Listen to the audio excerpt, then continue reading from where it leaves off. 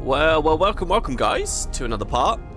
A part where hopefully we're not lagging. Oh, man, we've made very little progress. Okay, we did a whole episode where, I mean, we talked a lot about lore, but we didn't really get much story journal progress. And then the previous part, I don't know, we were lagging or something very odd was going on. Oh man, this is really weird. I can barely hear the game. There we go. So yeah, hopefully that's not an issue today. We're just going to be running on through, seeing what we've got. I'm actually in End of Dragons here. Even though we obviously want to be in the new expansion. I guess because last time I was on Lys, the Wizard's Vault had me doing this mini dungeon. Oh man, I got a lot of thoughts about the Wizard's Vault, like way more now than even at the previous part, and we've talked about it a few times. One of those thoughts is this mini dungeon. It was a daily actually, not a weekly. I had this for a daily, and so I log in, I'm like, oh, this is cool, I haven't done this for a while. Actually, it's kind of annoying for me specifically, because just before Secrets of the Obscure came out, yes, good morning guys, hello, I see people fitting into the chat there. Just before Secrets of the Obscure came out, I got the achievement for this, which is to repeatedly do it, like once every day for like 5 days or something. So I'd just done that a bunch, and then the Wizards of Vault came out and it said, hey, go back, even though now I was done with it. But hey, you know, that's cool enough, because it's keeping things evergreen. That's what I wanted from the Wizards Vault. I wanted it to look at old pieces of content and say, hey, these will forever be valid. One of the days it had me doing Sanctum Sprint as well, which again was really cool, because Sanctum Sprint was not something I had done for a long time, and even there I actually do still have achievements and things to do. Anyway, so it tells me to come here. I'm like, okay, cool. I waypoint over. As I'm running over, I already start seeing a lot of players. And I'm like, wow, the new daily system's really, this is giving me the experience. I got this story right, and that's that when the 2 gold dailies came in, they sometimes pointed to a jumping puzzle, and it was the most amazing thing right when that happened, because you'd go and do the jumping puzzle and they'd be swarming with players. And there's a lot of core jumping puzzles around Corteria. It's a cool experience to have. When I did my original series running through all the jumping puzzles, most of them were empty most of the time, but you go there with a daily on the 2 gold daily, and it was fun. You know, there were loads of people. Yes, there's the whole Mesmer Portal skip thing. Maybe we can have a debate about that, but who really cares, right? It was nice to see. And so I'm running here, and already I see a bunch of people. I get to the lantern, I interact with the lantern, I go in, and there's like a zerg of people where I am right now. And as I run through, there's like a zerg running in. There's even people running reverse in the opposite direction. This door's open, and I'm like, why are people running the opposite direction? And I realise something is bugged. And it's a shame. You know, Guild Wars has forever had this problem where if there's too many players participating in some event, it can bug. I guess it's something about the way that dynamic events work, all the amazing different ways that they can fail. This was a problem in 2012. It's been a problem with every single expansion release ever. It's a current problem in Secrets of the Obscure right now. And it was a problem with End of Dragons. End of Dragons, usually though, after a couple of months, they fix all of that stuff. It's obviously these bugs get in because they don't have, you know, 250 people that can test every event every second of the day at the studio. So stuff sneaks in, and you'd expect, well, they fix it over the life cycle of an X-Pack. We're out of End of Dragon's life cycle now, and this was still bugged, and that was a bit of a disappointment. And because the Wizard's Vault is a little bit stricter, you know, you got you're given 4 objectives, and you got to do all 4 to claim the extra thing. It's actually totally screwing people out of their daily. Before, you kind of had a little bit of choice about this. And I agree with the tighter grip on things. I really do. I think it's better this way. But if people are hitting bugs and stalling walls, oof. And so the rage and just anger I saw in map chat was just unbelievable. People fucking furious. It's so funny, man. I don't think it's just MMO players. I think it's human nature, you know. People are very covetous, and they're like, I need my thing, and they're just so angry about it. Anyway, so I think, well, whatever. I've got a happy little privilege here. I can maybe just swap server, and anyone can do this. You can guess to another server, try to get into another map. I actually did it at the same time as the meta was going on here, so I like look in LFG, see if I can find another instance. I actually tried 3 different maps on that day, and on all of them, there were zergs in these places, and it was bugged. So, yeah, pretty rough. But overall, I still think it's a good thing. I'm now on PvP preferences with it. and there's like a whole other story going on here, which I guess I'll say now. I want to do a video on the vault, but I've now got so many thoughts and rants that I don't know how to put them all together. I'll probably start forgetting them. PvP preference, I'm just going to say to you guys, if you want your dailies and your weeklies are obviously a new thing. If you want your weeklies done quickly and easily, it was true on the old system and it's true on the new. Now, I don't care if you're just a PvEer or if you're just a world versus worlder. Set PvP preferences, because it's like one game and you have your daily done. You can have your entire daily done in like 15 minutes. At a push, you'll have to play 2 games. So, you know, 25 to 30 minutes. Very, very, very easy. It's a fantastic game type as well. You don't have to be good at PvP for that either, by the way. Not necessarily. It should match you into people of the right rating. And then weekly as well. I'm PvP preference this week. I had my weekly done the hour it ticked. Seriously, weekly reset. I played a tournament and it was done. Like, if you want these quick and painless and easy, PvP is like leagues away from the other 2 game types.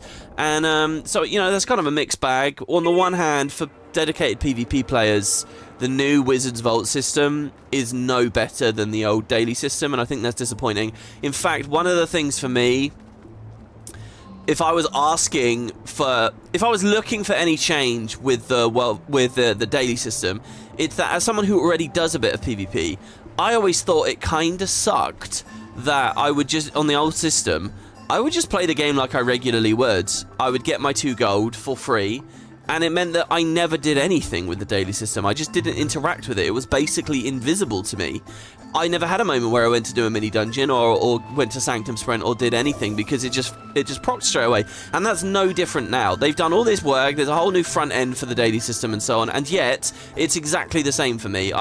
There's no difference because I just set PvP preference. What I would have wanted from a perfect daily system is to encourage a bit of PvX. I was talking about this on the Discord about a week ago, how you know, the community will be much more informed and forgiving and careful and just intelligent in their discourse about the game, in their discourse about balance and stuff, if they're PvX players. They'll get a lot more of the game. They'll understand the struggles of the balance and so on. And the daily is a great way to make people PvX players. But ArenaNet just lets you pick a mode now, and then that's it. And I think that's really, really lame. Letting people choose a preference for daily, I think, is fine. Because at the end of the day, if you really hate World vs. World and PvP, it would be awful to be forced into there constantly. I get that, right? As for daily, but for weekly, I don't think you should be able to set preferences for weekly, and I certainly don't think I should have it done in like half an hour. I did my weekly about as far. I did my weekly probably faster than most people do their dailies, and doing content I would have done anyway. Like, this doesn't make anything evergreen necessarily. So yeah.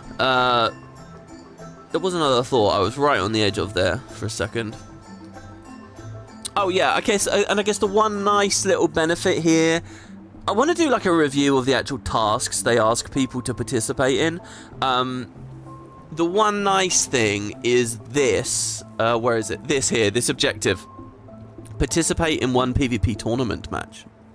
Now that's new. The old daily system never had tournaments, and for that reason, a lot of players, like, if you take a random sample, I'm convinced by this, if you take a random sample of 100 Guild Wars 2 players and you ask them almost any information about a tournament, PvP tournament, they won't be able to help you. They won't understand. Barely anyone plays tournaments. There's like 30 people game-wide who regularly do tournaments. You know, you'll maybe get 4 teams, 5 teams. There are tournaments in the dead of night that don't proc at all. You know, maybe that number goes up slightly with the monthlies, but there's just no population for these things. And they're cool, they're really fun. And the rewards are, like, awesome as well. I mean, tell people about... people don't know about gizmos, for example, right? They don't know that, you know, what is that? 2,500 gold gets infused into the economy every monthly that comes through. And they don't get any of this stuff. And putting in the daily system is, like, a very quick way of people actually realizing. So... I've actually been amazed. Like I say, nobody plays tournaments, but there's a tournament in the weekly Wizards Vault, and just random ass tournaments are like sitting around on like 11, 12 teams at the moment. Like there's so many more teams. When the tournament's procking, you go to like LFG and there's a ton of groups on there saying doing the weekly. And you know, they're not good players. They're not in proper comps. They're not, you know, skilled. They don't have real builds. They don't know what they're doing at all. And essentially those matches are just wipes. They just get 500 zeroed, and that's not fun for anyone. Don't get me wrong, right? I'm not saying they're perfect games. I'm not saying the quality of the AT has gone up for these weekly teams being in there. But when those weekly teams fight other weekly teams, which does happen, Swiss style, that is of some small value. And, you know, when I look at this system, I look at it like long term. You have to think how this is going to slowly influence and manipulate the community over the next year, 2 years, 3 years. And what it will mean is people will actually know that the ATs exist, and some proportion of those players will be like, what the fuck? I need to do my weekly, and look, the monthly's coming up today. Oh my god, look at all the rewards here. Do you guys want to actually try? You know, there will be some proportion of people who actually try. Basically, what I'm saying is ArenaNet are finally actually pointing people to the content. Because for years, they've been so bad at that. They haven't done that. Like the gizmos from the tournaments, these don't even appear in your novelty locker. They're like the coolest things in the entire game. They're cooler than any other legendary you can imagine. They don't even appear in the novelties. They're like hidden. I mean, it's just obscene. It's really weird. So, you know, I think that's good. And it's the same with the Sanctum Sprint. Over time, I think it will be good. And it's the same with the Sanctum Sprint thing. It's nice to see activities. Though I will say, okay, when I press H, Sanctum Sprint is fundamentally competitive, all right? South Sun Survival is fundamentally competitive. Snowballs at Winter's Day will be competitive. Reaper's Rumble, all that kind of stuff. When I go to my achievements and I click PvP, Crab Toss is here, Keg Brew is here, South Sun Survival here, Belcher Bluff is here. These activities are PvP activities. I am of the very strong belief that in the Wizard's Vault, if I assign PvP preference, those should appear. Hell, even world versus world preference. I think that they should be, like, agnostic to your decision here. I think activities should appear no matter what you pick. Elite, because, again, that's making things evergreen. And activities are very similar to tournaments in a way, you know, like... Activities are really sad state. They don't need much. They really don't. They just need people to know that they exist and how to join them, and new players need to be introduced to them every now and then. You know, and they don't do that. At no point in the personal story or any of the story journal stuff, or we ever pointed to these things. ArenaNet don't add any more. I get it that they don't want to, like, super support this stuff, but you can at least point people to it. Like, look at Lion's Arch now. Look at the state of Lion's Arch. Look at all the different icons. We've got the Strike Portal here is an icon to learn and know what it means. The Collections guy there, Factions Provisioner, all the different crafting ones. These are pretty vanilla, I suppose. The Bank's pretty vanilla, you know. But and then there's just one little crossed flags here.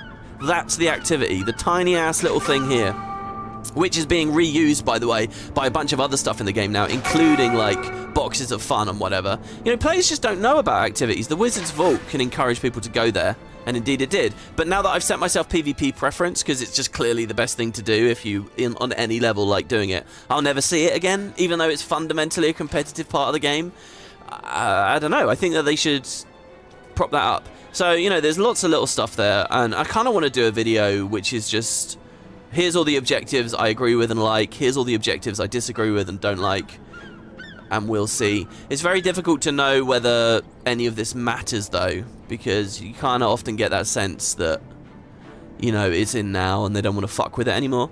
Like, the previous daily rework, that had this thing where it was like, each daily has a specific little chest reward that you could get, and one of the reasons they did that was so that they could tweak the daily rewards over time to make them interesting and make them good, and then they never did. You know, it was resonating slivers forever, and that was it. By the way, which is also quite an interesting thing, I've been looking into those. It seems they do still drop from certain things, like dungeon chests and guild missions. So they're a really interesting currency right now. I'm thinking of buying a lot.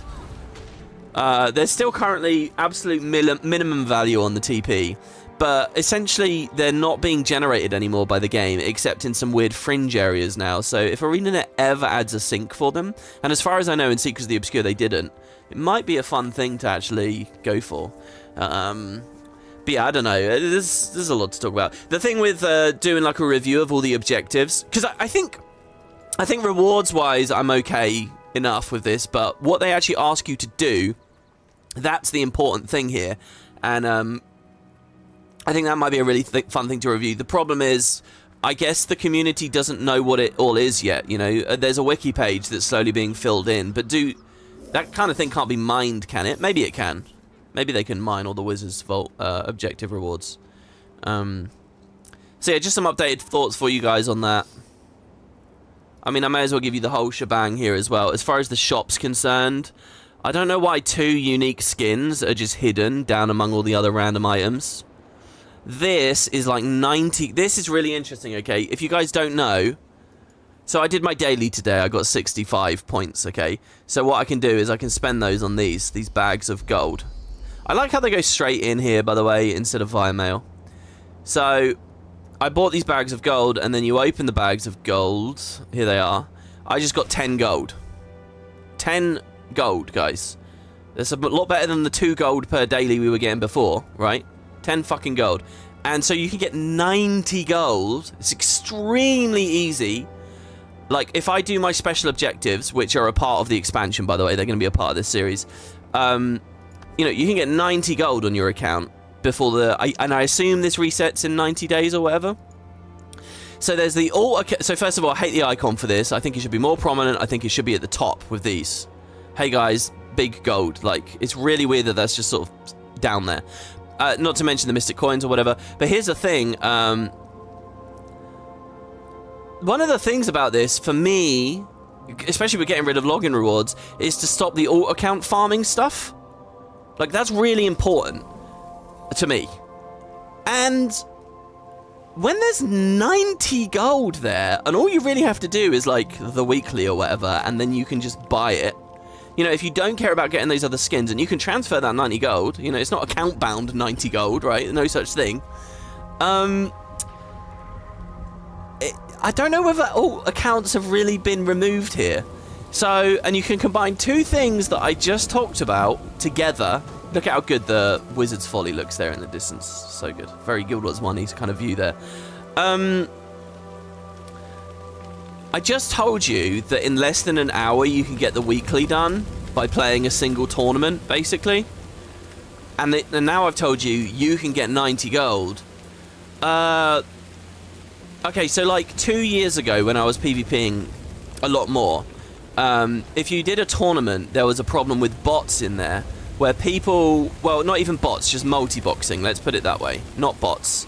Where what you do is you get a guy with 5 accounts, and then he would just queue into a tournament, and even if he loses, because there's basically no one playing the game, even if he loses, he gets 20 gold per character if he makes it to the finals, or he gets 15 gold per character if he makes it to the semis, right? Which is incredibly easy. If there's only 4 teams, you're basically guaranteed this, not to mention the mystic coins, okay? Per character. So you could generate like 100 gold for yourself over and over multiple times a day, just for multi-boxing. Just get all your accounts online, put them in a party, and just queue for the tournament. That's it. And as long as, like, you control them to make them play and run in or whatever, is that technically AFKing? Is that map manipulation? Is that whatever? Well, it's obviously scumbag behavior, and it was going on. It was kind of a weird thing because the community was so dead that often tournaments wouldn't even proc. There wouldn't be enough teams. So then these bot teams come along, these multi-box teams come along, and they say, well, hey, look, if you're a real player, at least you get a tournament to play. You'll get a ton of money. You'll get first place or whatever. Because, look, we will fill out the tournament with these, like, dead teams, essentially. These zombie teams filled with empty characters. So years ago, this was a thing. Okay, years ago. And a very disappointing thing and a sad state of affairs for the game, and just more things to be a doomer about with the game, and rightly so, you know. And one of the reasons why I would be pounding my fists on the ground saying, encourage people to go to PvP, relook at the dailies, blah, blah, blah, blah, blah, blah, blah, blah, blah. Talk about tournaments, don't hide them. So, then I stopped playing for ages, okay. I only just kind of came back to doing a bit of PvP. I play a lot of PvP at the moment since because the Obscure came out. And tournaments have been clean. And I've been playing tournaments, and it seems that there was a ban wave, and a deservedly so one, or they found some way to identify people doing it or something, or the incentive had gone away. I don't know what it was, but look, those teams were not around anymore the past 2 months or so that I've been doing tournaments. I haven't seen any of those teams. However, this morning, literally this morning, when I woke up, I queued a tournament. There was a team full of dragon hunters, clearly all controlled by one guy, clearly just queuing them, and you know why he's doing them. It's because all he has to do is with 5 alt accounts, not only does he get the 100 gold for AFKing in the tournament, but also he gets 90 gold per character. Okay, so that's 450 gold from the login rewards this quarter until that resets. So he just gets an obscene amount of money from doing that. And I look at that and I sort of think to myself, oh, you know, this is visible because I can see people doing it, but are we really in a better position right now? I mean, it's once per quarter that people can do that, because obviously eventually the Wizards Vault, they sell out, the bag things sell out. But yeah, I hadn't seen any of that like zombie team behavior, but with the new daily system, it's come back. Wow, that mosquito survived some hits. That was really weird. So, you know, that was a little bit of an experience this morning. I don't know where it will settle. I don't know whether ArenaNet will be really quick to spot that shit, and I don't know whether they're banning individual offenders, which is probably perfectly viable. I mean, I don't know how many people are doing this kind of stuff. But, you know, there's the new change with the login rewards, and I bet there are a lot of people out there saying, well, how can I get value out of these now? And they'll realize tournaments are a way to do it. Just set PvP preferences on all your alt accounts and do 180 on those alt accounts, and that's the behavior I already saw. And it was a weird double-edged sword, because I did that tournament. I woke up very early in the morning today. My insomnia is, like, kind of gone. I finally got a good night's sleep yesterday. And by a good night's sleep, I mean I went to bed, like, 3 in the afternoon, and I woke up at 2:30 this morning. So it's a fucked up sleep schedule, but I actually did get the hours in, which was nice. But yeah, so it was a late night tournament that wouldn't have procced. I wouldn't have been able to play. So it was this weird thing where I was like, this is not right. But then other people were like, well, we should be thanking him. We wouldn't be able to play at all otherwise. So, I don't know. Of course, if they just push population into that game mode, a lot of these things sort of fix themselves. If more than 8 teams spawned per tournament, what is the minimum reward? I don't even know. Wow, God, I keep messing these buttons up. If enough people joined, they wouldn't get any gold, right? But you'd need over 16 teams for that.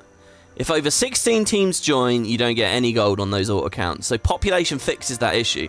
Just as population fixes issues with queue dodging and, you know, late night queues and shit like that in ranked. Population, that's all they need to do. They need to really put population in there. So, I don't know. There's also a weird thing, though. If every little daily tournament is filled with billions of teams, it might also be annoying to people. But I don't know. If there's competition, then that's all people really want. But anyway, there you go. I just got a POI we never got on the previous part, the chat hatchery. I'm really hoping we don't drop frames here. We've actually dropped 42 already. I have no idea why. I mean, really, what can I do about this? Maybe I've got, like, some encoding issue. Now would be a good time to insert ads. Hello, Get Read. Oh, okay, so, yeah, lots of people have joined Spud over the past couple of days. Thank you so much to everyone who's sent me a mail. Can I just say again, if you want to join the guild, you can, but please tell me whether you're EU or NA. A good 75% of you forget to do that, and I have to go back with another mail and say, what region are you? And then you're offline at that point, and then please, you just got to remember that one. I mean, it's very simple instruction, right? Just mail me that you want to join and tell me what region. That's it. And I know on one of these days I did forget to point that little bit out.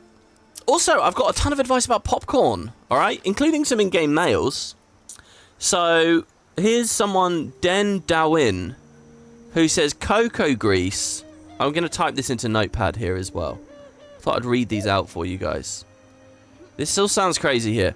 Cocoa... I didn't even know these things existed. Cocoa grease? That's a ingredient, is it? Cocoa grease melted, poured on the popcorn. It has no taste. It's just there to make it a little less dry and make the spices stick. Salt 2 part, garlic 2 part, aromat 1 part. I don't even know what aromat is, but he says he found that in Tesco back in the days he was living here in the UK. Very healthy snacks and tasty. Okay, so I got that, and he sent me 1337 money, which is immediately makes me think this is someone around my age. Because who says leet anymore? I'm going to return that to sender, which is why I've typed it, because I won't have the information anymore. And then here, hey WP, I was listening to your day 3 playthrough, and I heard you go on about these different types of popcorn. You should try, I don't even know how to say this, nail Berlin popcorn? It's a German popcorn manufacturer based in Berlin. Who would have thought? Maybe they ship to the UK as well. It's got great flavours. Yeah, but I don't want ready-made popcorn. So I will Google that. Hope I fixed my frame rate problem. Yeah, and my sleeping one. Thank you. Yeah, it's not been a frame problem on this end. It's, I don't know. Also, someone said in the video comments that the jitter wasn't even there for the VOD, which makes me really happy. It was a bit scary. The VOD was, like, only showing 32 seconds for a while after the last part ended, and I was like, oh, fuck, have we lost the whole part? But no, it all worked out in the end. Okay, and then finally, 4 days ago, I was going to do this on the last part, actually. Or maybe even the one before that, and I forgot. Liz's birthday happened, because the game's anniversary happened. So this is year 11. Obviously, last year was the big hurrah, the 10 years. It's just, I mean, did I step into a time machine? I swear to fucking God, the Guild Wars 1 10-year anniversary just happened, right? It's insane to me that Guild Wars 2, we're 11 now. Anyway, so last year was the big one. The question is, well, what do they want to do this year? And they kind of they eased off. I actually think they picked a good time to launch the expansion here, because, you know, the expansion can be the big new fun thing that gets everyone talking. It's actually probably a right pain in the arse at this point to keep figuring out things to do every year. Guild Wars 1 by this point had just done the miniature tickets. But of course they weren't supporting Guild Wars 1 in the same way at this point. But here you go. So 11 years, and I believe I was told that shaman said nothing too special is going on here. But I thought I'd open this for you guys. There you go. Birthday, year 11. I have a character that is more than 11 years old. We get an anniversary achievement box. Oh, I get an unlocker. Nice. Delectable birthday dyes. Oh, and some dyes I don't own. Cherry vanilla, limesicle, orange cream, or taffy. Does anyone want to pick one of these in chat? First person I say, selecting one in chat that I don't already own, I'll go for. First one that someone picks. What else do we get? We get 2 anniversary weapons, 2 Dragon's Decade weapons, Proofs of Legend, which are kind of annoying actually, the 5k Karma reward, statuettes are really good, but I don't have enough to make a purchase, unfortunately, and 2 more birthday gifts here. Taffy. Everyone's saying taffy. Oh my god. Wow. Is that because it looks good, or is it because you guys are hungry? Oh, it looks really weird. Alright, well there you go. So taffy. Or is that one, like, just super expensive online? On the TP, sorry. These aren't TPable anyway. But there you go, taffy. I've actually been banking on using wardrobe unlockers for those. Speaking of unlockers, this will be quite fun. If I press O and go to the TP, you'll see what I've been buying at the moment is chained stuff. These are 20 gold a pop. Is because with the expansion's release, these are actually Halloween weapons. They came in with Halloween last year when I wasn't playing. And, or maybe even the year before that, I don't know. I certainly wasn't, like, trying to fill out my unlockers and stuff. They weren't in the guaranteed wardrobe unlock, but with Secrets of the Obscure, you know, they went and they updated it a little bit. And so these are in here as well now. So I just got to dig through these, really. But I've bought most of the really pricey ones. This new TP feature is amazing, right? If I just type chained... Oh. Except not an idiot. Lose my ability to type while live. We can click only show locked, and it's just sort by price, and I can see, you know, exactly what kind of cost there is here. These are really pricey, by the way, for a Halloween set. It's nuts. I mean, was this a gem store Halloween set or something? I mean, 48 gold. I assume at Halloween you can get some kind of box and just pick the chain staff then and sell that. I mean, Jesus, these are pricey. It's kind of the worst time of the year, probably, to be buying these. What I like to do is buy anything that's less than 30 gold, I buy. The other stuff, I don't. So then there's also these Winter's Day ones, the Snowdrift. Now, this set is the one that really... There's a lot of cheap stuff here. I really should buy, say, this rifle. In fact, I can. It's only 12 gold. I really need to clear that off of the list. The pistol, I wouldn't want to use an unlocker and just get this pistol because it's only 13 gold. I want to use the unlocker and get 800 gem item or something, you know, or even more. But most of this stuff's in my price range, so I can pick these up. I'm just looking forward to getting rid of the war machine at this point. The Abyss stuff as well, I guess, because I don't really play that many fractals. Or any dies. This is where Taffy was a second ago. And these minis as well. I used to have basically all the minis, and I was really proud of that. But now I'm like falling behind. The only ones I was missing were the guild ones and the silver and gold llama. But yeah, okay, so let's buy that and let's collect that and salvage it. We can salvage that energized thing as well, which I was getting before. And ready, 3, 2, 1. Okay, we get the elegant Canthan staff. And is this a staff? No, that's a hammer. I do have a healing build set up somewhere. Oh man, balance is really interesting at the moment. I don't know if you guys have been keeping tabs on it, but holy shit. You know, there was a fear with weapon mastery that everyone would just be using the same weapons now.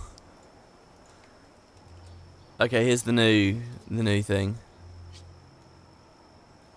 I mean, it looks okay. No particular trail or anything. I don't know if this came on the gem store or what. I have no idea where it came from. Yeah, there was this fear. I think basically every PvE Ellie build now is Warhorn. I mean, Warhorn is everywhere. Power open world. Should we do Tempest? Should we do Hammer Tempest? This is new as well. This might be fun. But also so many of the rotations and things have been simplified so much. It's insane. There's a 49k benchmark Scourge build at the moment. Someone got 49k on the Golem. 40 fucking 9. For people who don't have context for that, you know, back in the day, like 20 was like the bar for strong builds and what encounters were being designed around. 20,000 damage, okay? And then like ones that would sprint out ahead, like flavor of the month builds, would be like 25 to 30, and that was like a what the fuck, that's a lot of damage kind of build. And of course became Flavor of the Month picks because there's so much damage. And then we've had spikes in the past that have been quite high, but that have been fairly shortly nerfed out. But 49k on Scourge, and it's not even particularly an outlier. A bunch of them are like 45 plus. But if you actually look at the rotation on this Scourge build, it's so simple. It's a very, very basic, fun little loop. There's no resources really to look at. There's no you know, there's not like multiple bars you go through. There's just the 2 weapons. All your profession abilities are on display there all the time. You know, there's not even really much like prioritization going on. It's just, it's all lined out. It's very simple, and it's just obscene damage. A friend of mine said it's apparently you got to be quite quick. And I suppose because it's a pistol, you have to actually know, you know, not to cancel cast the rapid fire volley on the pistol, probably the 2, and there's probably little things like that. But holy shit, man. I mean, wow. And I was looking as well. So when I did HTCM with the Spuds just a couple of months ago, I was playing a lot of Quickness Herald. And, you know, that was fairly simple, to be honest. But, you know, it had stuff going on. Now it's like, it's just Greatsword, you know. You just spam Greatsword 2, you know, and obviously you have the facets and stuff to use. But it's so simple to see a bunch of this stuff written out now. And I believe Greatsword's just like eclipsed everything. People were saying, you know, there's a fear here that all the weapons are going to become really homogenized in PvE, because PvE doesn't have many things to think about. You know, there's very few things that you need to worry about. A bit of break bar damage, a bit of this, a bit of that, and just hit things that are largely stationary and don't really defend themselves in a wide variety of ways. And, oh my god, it's... The weapon mastery thing and how it's manifested with PvE at the moment, it is looking rough. What's going on here? Oh, okay, so the meta starts with a big bit at each island. I don't want to do the meta right now because we're going to be doing the meta with the story upcoming, so I'll try to ignore it. I'm glad I've got dialogue muted here. The volume's all alright and stuff, guys, right? So, I mean, on the other hand, though, guys, if on any level you are interested... Looks like there's a rift over there still. I don't know, maybe that's in Primal Maguma. If on any level you're interested in doing raiding or, you know, any content really in PvE, it's sort of easy mode at the moment. And I know I've said that a few times in the past, but I mean, especially so right now. And pick up a Scourge if you'd like to. There's also the matter of the strikes in this expansion and their quality. Which we'll get to, obviously. This is weird. We didn't see this before. Everyone's just dancing around this. Dance off. Use your dance skills to match the Asuran dancers near you and gain some essence of joy. Okay, so they're doing the shuffle step. So that's F. Okay, and then they're doing rock on. Oh. Okay, well, I missed it there, apparently. The party's winding down. We should be able to handle it from here. I guess that's another variation of, like, the fun stuff that we saw in the previous part. I wanted to return here real quick in today's episode because I feel like we didn't fully explore this area. Like, I missed stuff. Like, we didn't speak to this member of the Astral Ward. I've got my hands full here, not gonna lie, but I can offer some answers in exchange for your help. That's a trade I'll make. How comes the rift effect isn't going away? Oh, no, there we go.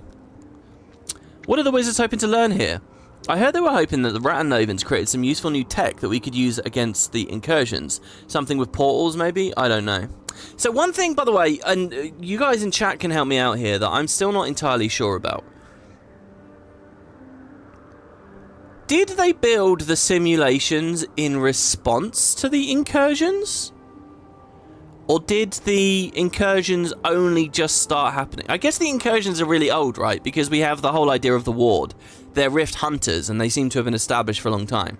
So incursions have been happening for years, right? So in that case, I'd like a little bit of story about that. Like maybe, oh, I just looked up, I've got some plants where my like desk set up at the moment. And some of the leaves are going really yellow. Is that they're getting too much light or too little light? I don't think it's a water thing. But like super yellow, some of them. Yeah, I don't know. I'd like to think if they've been hunting rifts for years and years and years, you know, when the Joko rift started appearing or the current event started appearing before, maybe there should be like a document about how they reacted to those and why they chose to leave those to the commander or whatever, you know? If they're new, then how new? Because, I mean, these guys, you know, they have outfits and everything. They're clearly set up. They're clearly well established. And here, they're saying, look, they created the simulations, this simulation at least, to see if there was a way to defend against the incursions.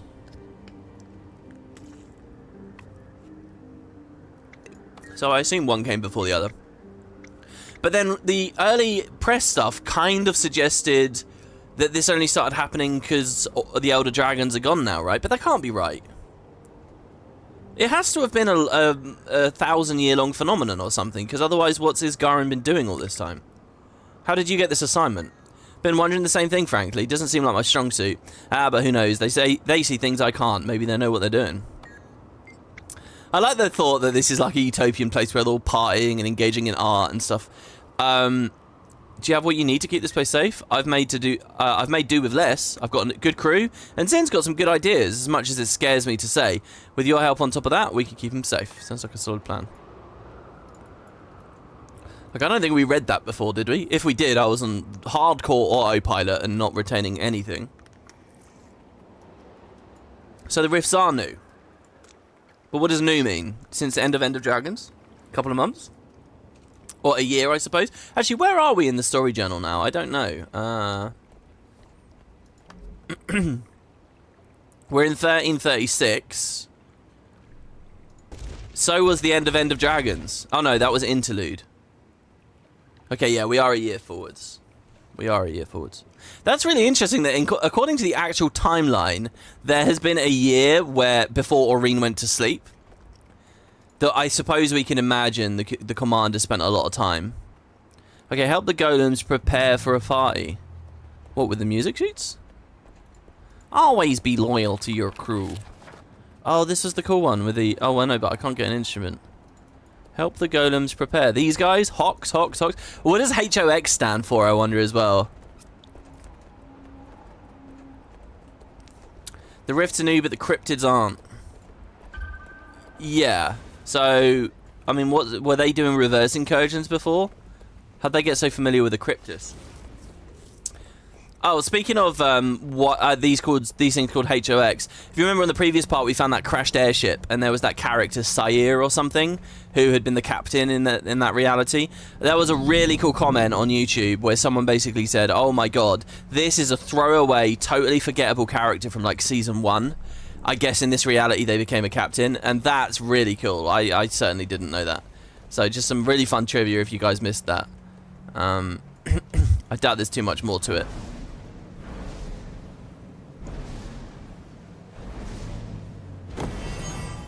Okay. I guess these guys aren't really doing anything. The event is totally live. Things are happening.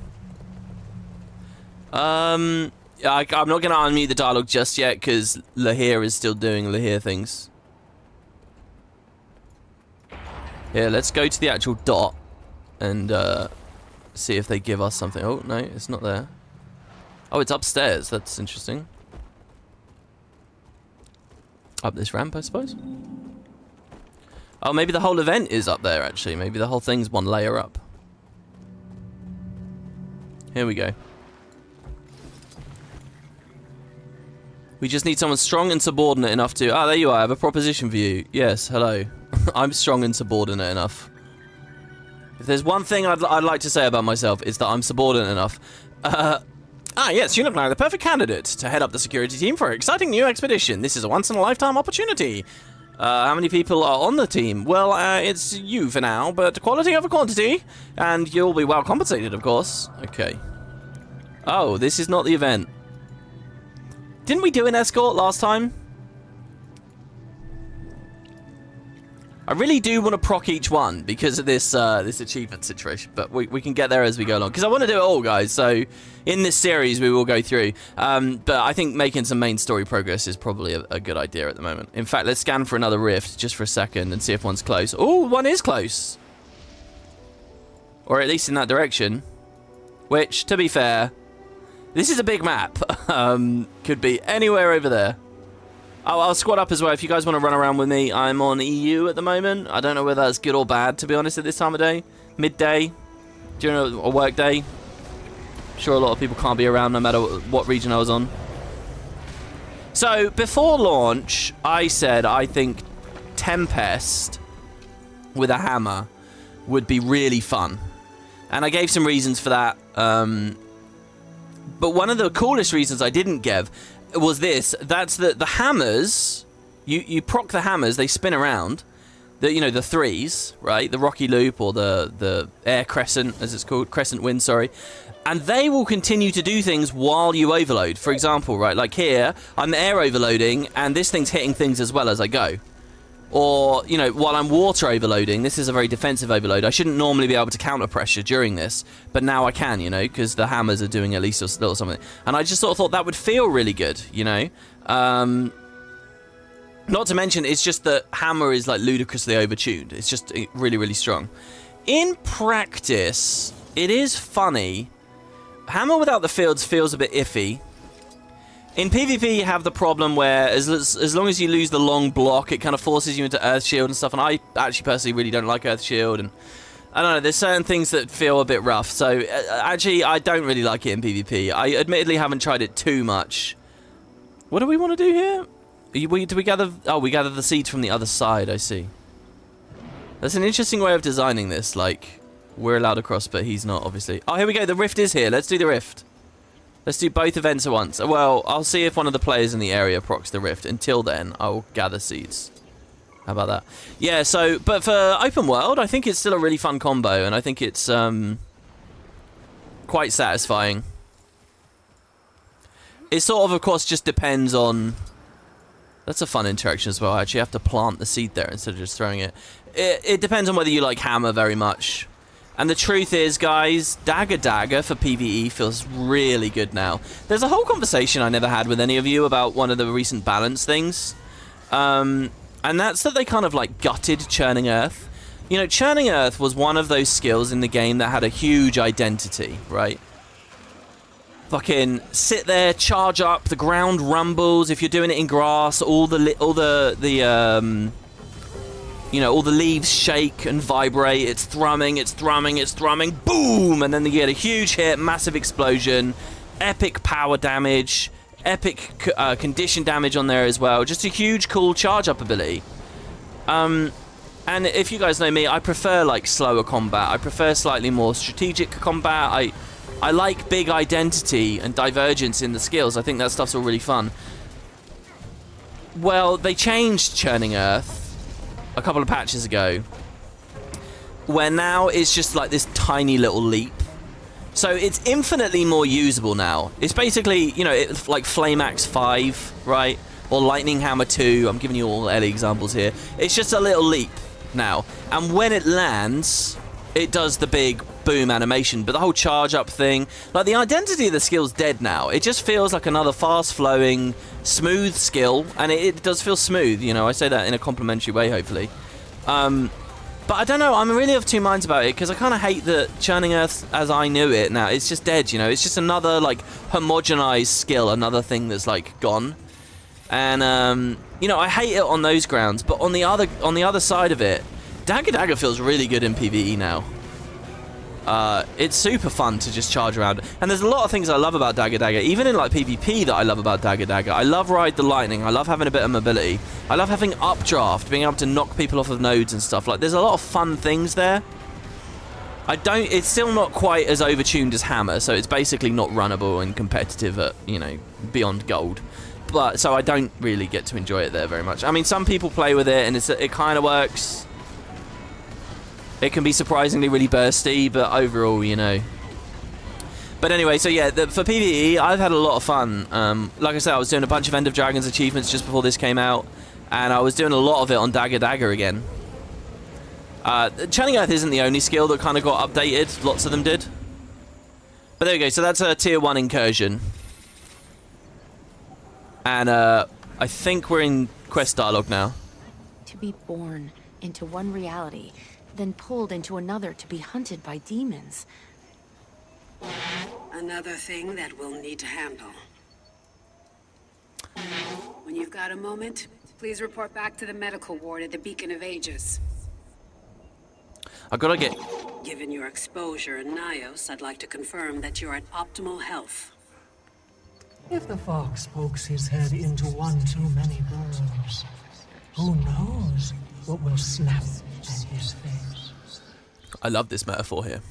Okay, so... Be careful approaching the rift. Ceres is looking for you. He got a taste, and he wants a bite. If you're so concerned, why did you rescue me? For curiosity, perhaps.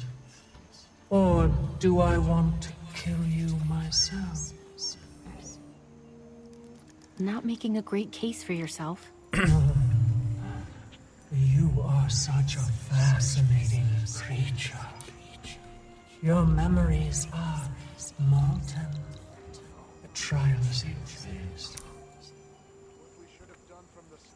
Can you blame me for wanting to see what comes next? Man, after every single one of those comments, I was about to burst into a rant. And I thought to myself, no, just wait. Just stop. Because there's probably another line of dialogue. Oh, we see the bridge going away. That's quite cool. Yeah, I really like this twist. I definitely buy this thing of like, well, not twist, this detail that there's a demon in our head and it's interested in us because of the crazy shit we've done. I really like that. And I like how this story kind of leverages the insanely powerful setup that the Commanders sort of embodies at this point, you know, now. That description of our memories being molten is interesting. And also, I'm really down for this, like, remember there's this idea of, like, thoughts being contagious and this kind of weird emotion and thinking is somehow leaving you vulnerable to the demons. Like, that's a very scary prospect. And yeah, we're contaminated. And if you guys remember very briefly, we kind of deceived everyone and didn't tell anyone that we were contaminated.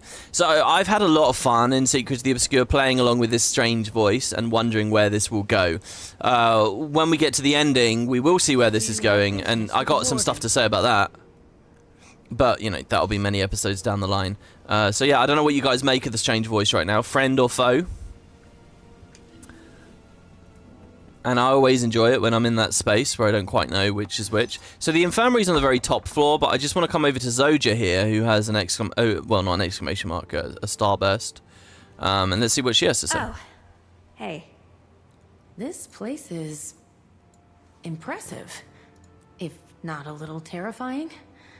The wizards can create fractals. Still trying to wrap my head around it. Yeah, it can be a lot. We're still getting used to all of this ourselves. This one is a little prickly, but I can tell you're familiar. She's harder to read. Emotional. Angry. Did you say something, Commander? Oh, I wouldn't tell her about me if I were you. She's a bit more raw. Might not react how you'd like. Nothing from me. I'll leave you to your work. Wow, I really like the Sura female's voice actress here. I think they're doing really, really well with this. Also, that little, like, face palm or whatever, or, like, clutching her head, that was a cool little moment, too. You know, there's a funny thing, right? When you go back, when you're, like, experiencing some kind of story in media, and the story's not finished, and you go back and rewatch a previous chapter, stuff starts to stand out, like, oh, did this resolve, or whatever? This thing, where the strange voice here is going on about how Zoja's hard to read, she's emotional, she's angry and stuff. I wonder if that has paid off in the expansion so far. And if it hasn't, I wonder if that's... I'm now thinking, so those of you who are watching this who have beaten it already, I'm now thinking to where the story might go in the future between those two. Yeah, I don't know, there's not really much else to say there. It's just a nice little bit of bonus dialogue. I'm trying to figure out how to hide this squad tag, the tag, so it doesn't overlap with the dialogue for people who are reading the bubbles. I don't exactly want to tag down. Oh, maybe I could just give it to someone else. I'll give someone else the tag.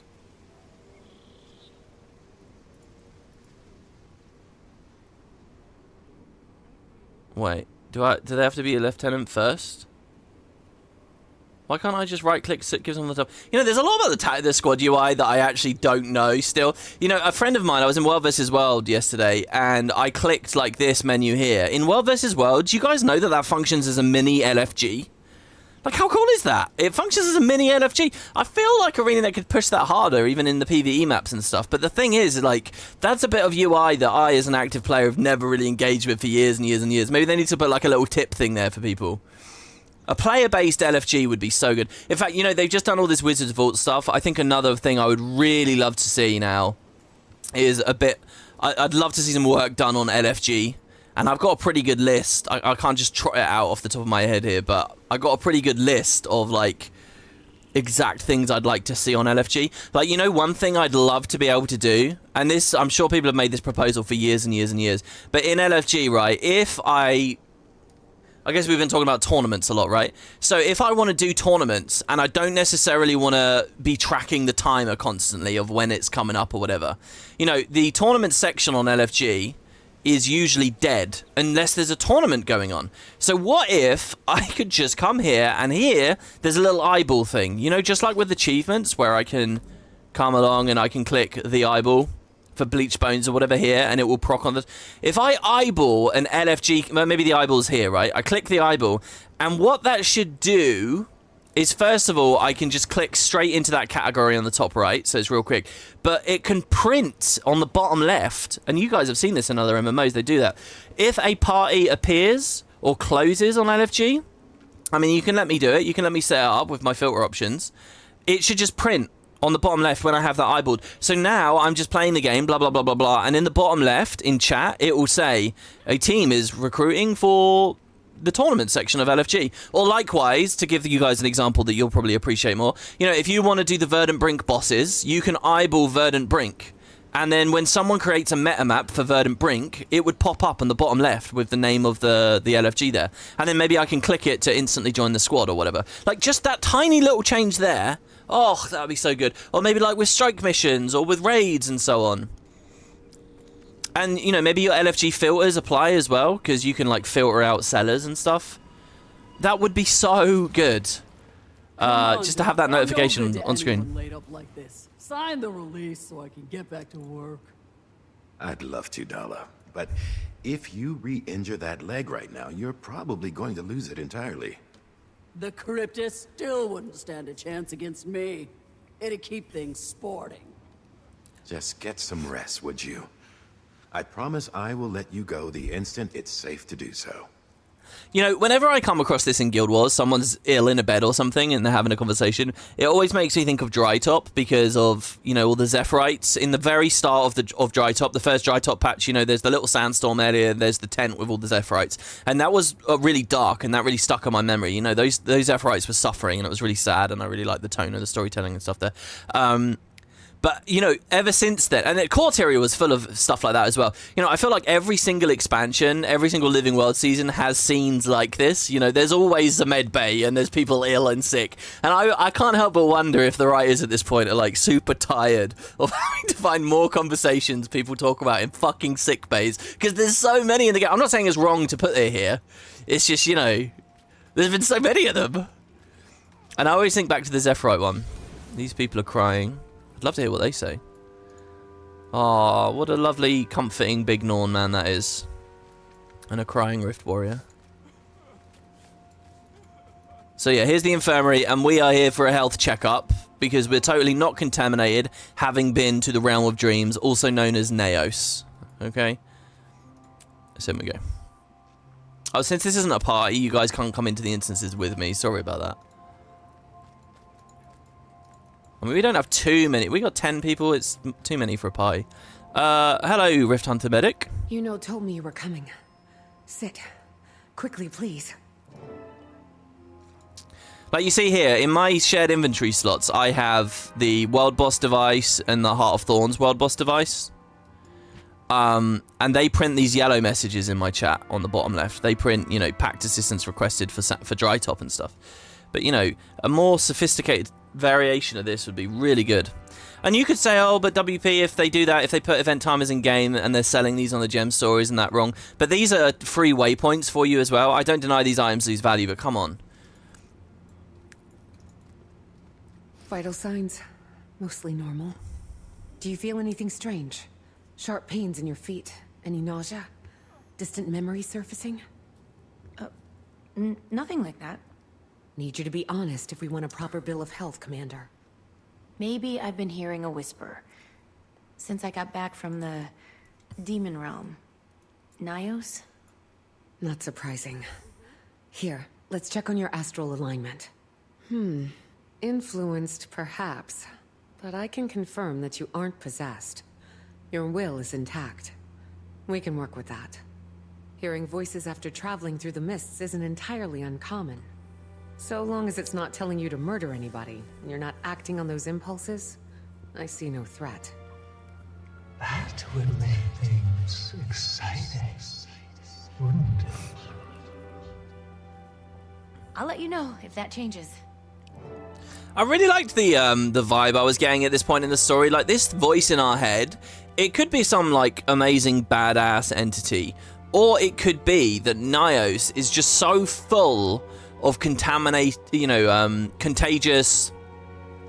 dangerous, weird things. This could be like some lesser spirit, some minor creature that's just like hitched along for the ride, and that's why it's not possessing us or anything.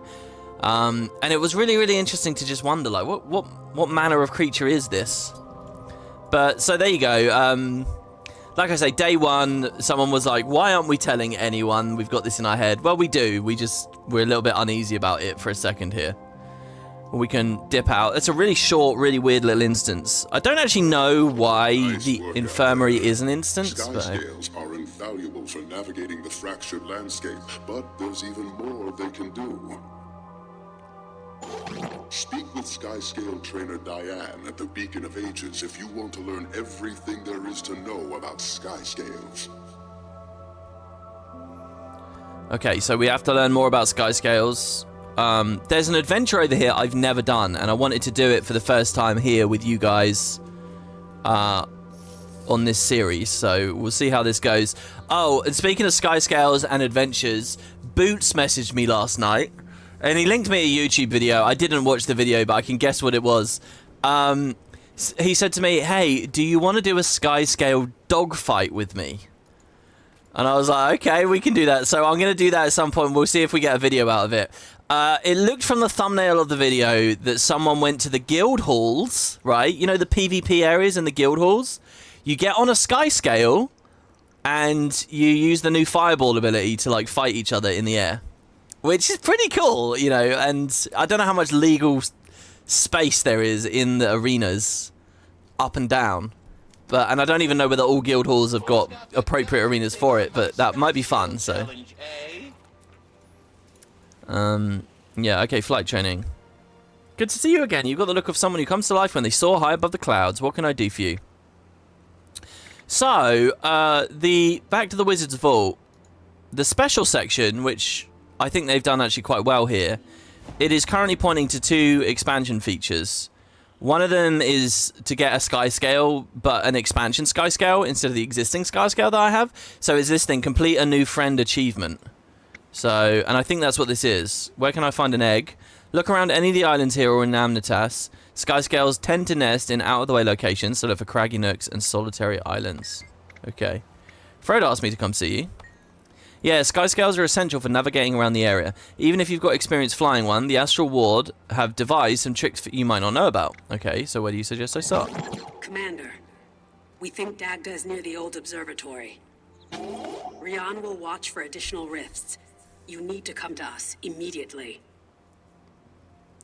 This line here from Wayno, and suddenly, oh, we found Dagda. Oh, no, we're dropping frames. Oh, why? I have to diagnose this. It strikes me that this thing, going to the infirmary and doing this Skyscale thing, was just kind of tacked on and inserted. We, in theory, could have had that dialogue from Wayno, like, instantly after hunting the rifts. She even says there, Rian will watch for additional ones. You need to come to us. Okay, tell me more about Skyscales. How does it fly? We know all this. You know, I'm going to assume people watching this know it. If you don't, you can watch my POF coverage, I guess, or just get in game and do it yourself. Okay, so we're going to go to the Cosmic Observatory, which is the next instance.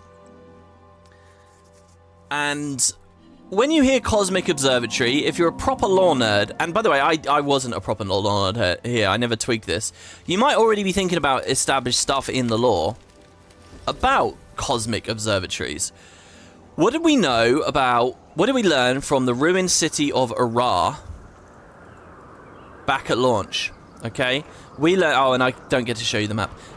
We learned that the Jotun were stargazers, and they had these great observatories, and they learned the movements of the elder dragons and whatever with their amazing telescope and by looking at the sky. And Ara Path 1, the Jotun path, actually takes you to one of these great observatories that the gods had found on Tyria and they hid away in Ara along with so many other things.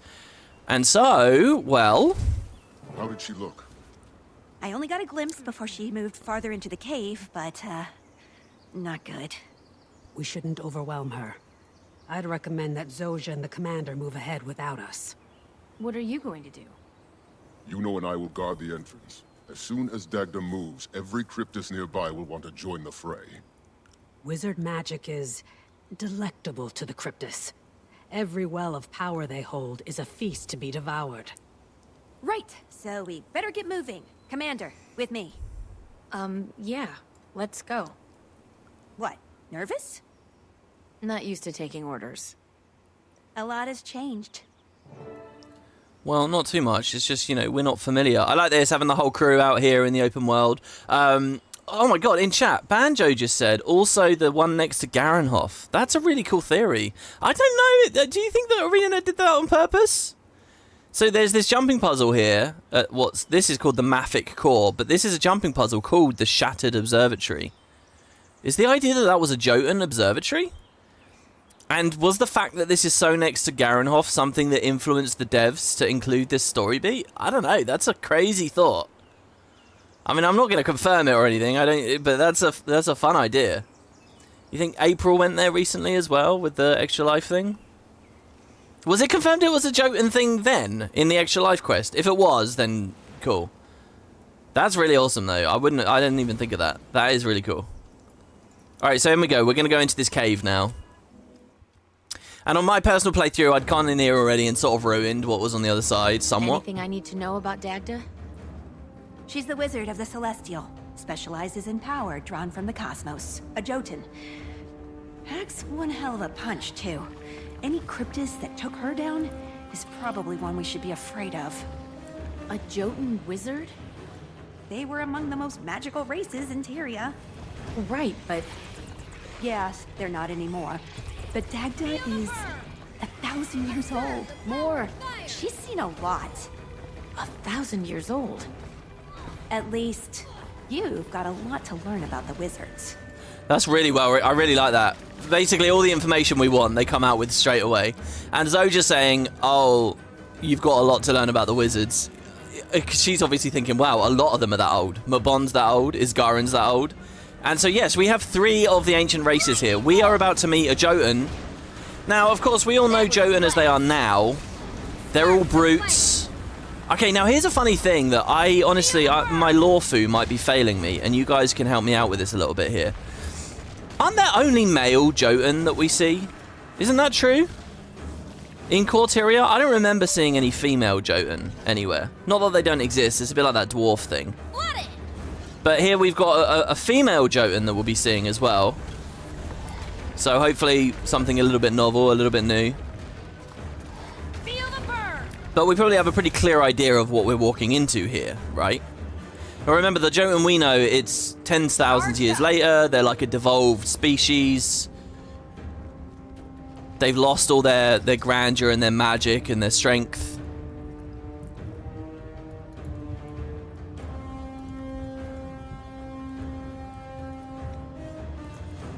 It's interesting nothing fights us underwater here. It's nice that there is a bit of underwater, but they didn't actually put anything to swim us. It's so weird. It feels very Corteria here. Like, we have Corteria music, and we're with Zoja, and we're swimming underwater. Those 3 things, right? And, like, look, these are all Corteria things as well. Like, the Arctic jellyfish and the coho salmon and stuff. It's all very core feeling, you know? So then we get these ruins, and these, I don't know for sure, but I feel like these are variations of what we saw in Ore, but they're coloured and they're glossed up, they're cleaned up a little bit. And so the idea, guys, is they have a fractal, because they can look at anything they like. It's pretty cool, right? So, just like they've done with Jock's Forge, or Jockner's Light as it's called, we haven't been there yet, they've taken one of these celestial telescopes out of the past, essentially, by making a simulation of it. And they were using it. And this wizard Dagda was using it. Yeah, I do. Alchemy. They're already swarming. Actually, I didn't hear anything there. There must be a setting that we don't quite perfectly have here. What I really want, I mean, I was just shit-talking Earthshield, but something that would pull everyone in right as I do my big overload and I get all the hammer procs as it goes. Would be quite nice. Ready to rock. I don't really know how worth the Earth one is. It's probably pretty good, because I am in Celestial, so it's not totally useless. Yeah, okay, so the thing is with this build, by the way, one of the things that's ended up a bit disappointing about it is it's just, I want to attunement swap a lot faster. And, like here, see, I've exhausted my buttons here, and I kind of still have to wait a little bit. You know, so like, because basically, the Hammer 3... Zoja, help me! Siri, is that you? Kill me!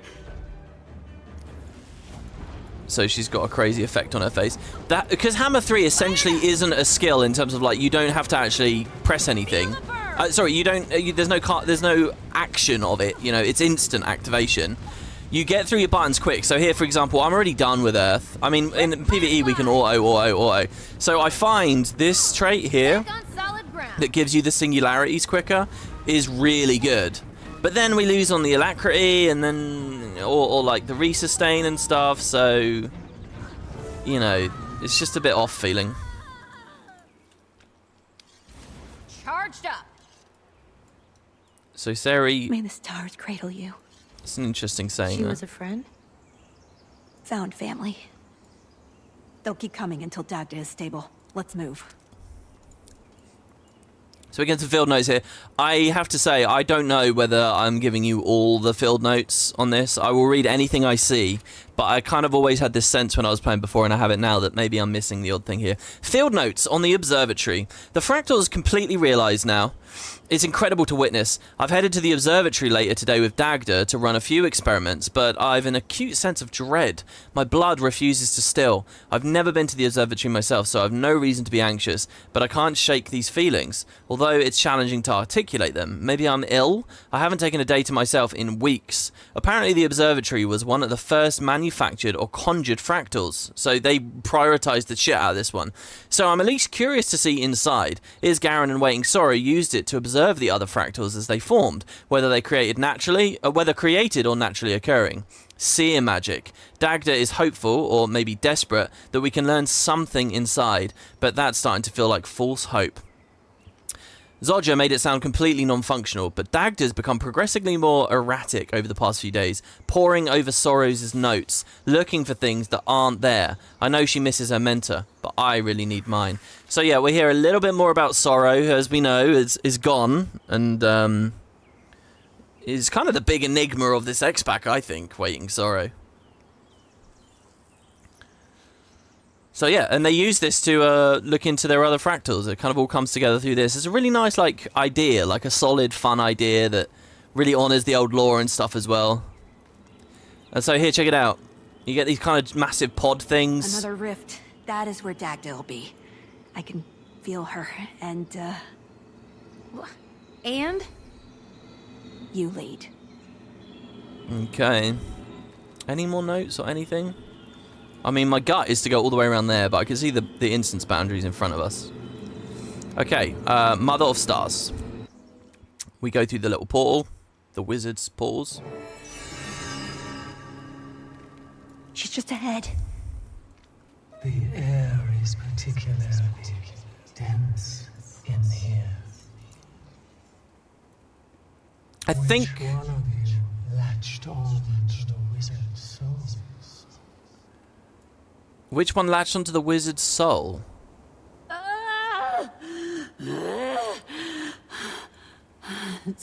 Zodja, what are you doing? You brought the Harbinger to kill me? They're here to help. They're a friend. They're here to end me, as they've ended so many others. I'll see if I can cast a barrier to keep her trapped. Don't want to lose her again. Okay, I'm going to do something weird here. I'm going to leave the instance, because I want to talk about that stuff before we get into a massive fight, and then there's a bunch more dialogue, and then we got even more. Oh my god, please tell me that... Yeah, okay, we're already there. Yeah, I don't know what she's talking about here. So I assume there's a demon in her head convincing her paranoia is, like, real or whatever, and that she should listen to it. But the thing is, what does she mean when she calls us a harbinger? The demon has convinced her that we are a harbinger of, like, death and, like, destruction and stuff. I suppose for her as a Jotun, that's... I mean, we've killed a lot of Jotun, right? So maybe that makes sense. Also, the strange voice saying, which one of you latched onto the wizard's soul? I think what that is that's the strange voice. When they say which one of you, they mean which demon. Which of the strange voices kin from Naos has latched onto Dagda's soul? I think Dagda's the wizard. So, from this we know that the strange voice is not omnipotent, you know. There are things they don't know. Yeah, it's particularly dense. Okay, and then the other thing I want to talk about is the design. So they're kind of clever here in the Dagda, the Jotun's face is obscured by the demon effect. So we don't know what Dagda's face really looks like. But you can already see her model, you know, and she's small. It's really... I'm pretty disappointed in Dagda, guys. So there's something I've been wanting to talk about for the past few parts. And it relates to Mabon and Mabon's appearance. So in Season 3... they Okay, in Guild Wars 1, the Massart were not that big. They were like human-sized, a bit bigger than humans, okay? There was a thing in Guild Wars 1 where boss creatures were a lot bigger, and it kind of, you know, it was a gameplay thing, and blah, blah, blah, blah. Whatever, the Massart were a certain design. Guild Wars 2 comes along, they redesign the Massart to make them as badass and imposing as possible for Lazarus in Season 3. Lazarus, by the way, who is a god, Balthazar.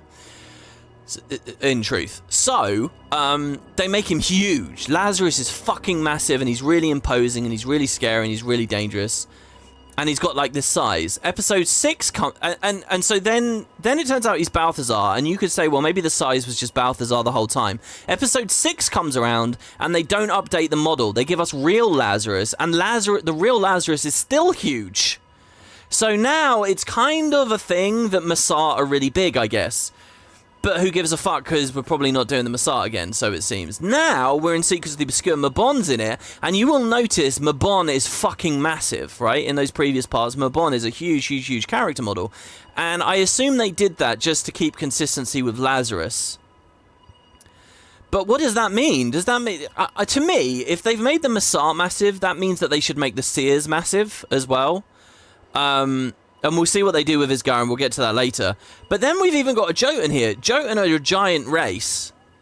I would expect Dagda to be massive. Like, at least Mabon size. If Mabon, this Massart, gets the treatment of getting allowed to be big, surely the giant race should. But what we're going to learn here is Dagda is not physiologically the same as the Jotun we've come to know.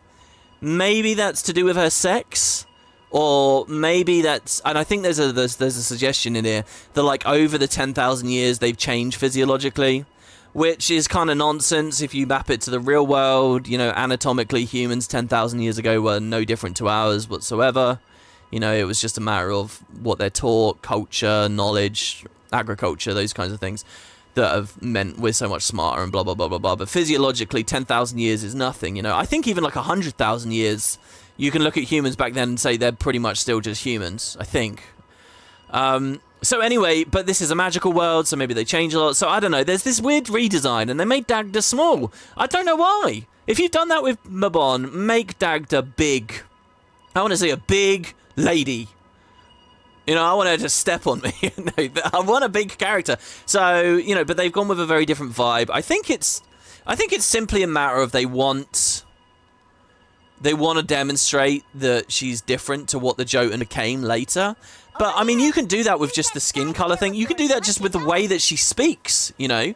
You can just do that purely through her characterization. And isn't even that more meaningful and impactful, actually, to see something that visually looks just like these bloodthirsty savages, and yet, you know, she speaks so intelligently. And in fact, there's that non-story step where there's like the Jotun king you speak to for a moment, and there's a certain eloquence there, and I think that that's really cool and striking. And I don't know, so I'm disappointed with Dagda.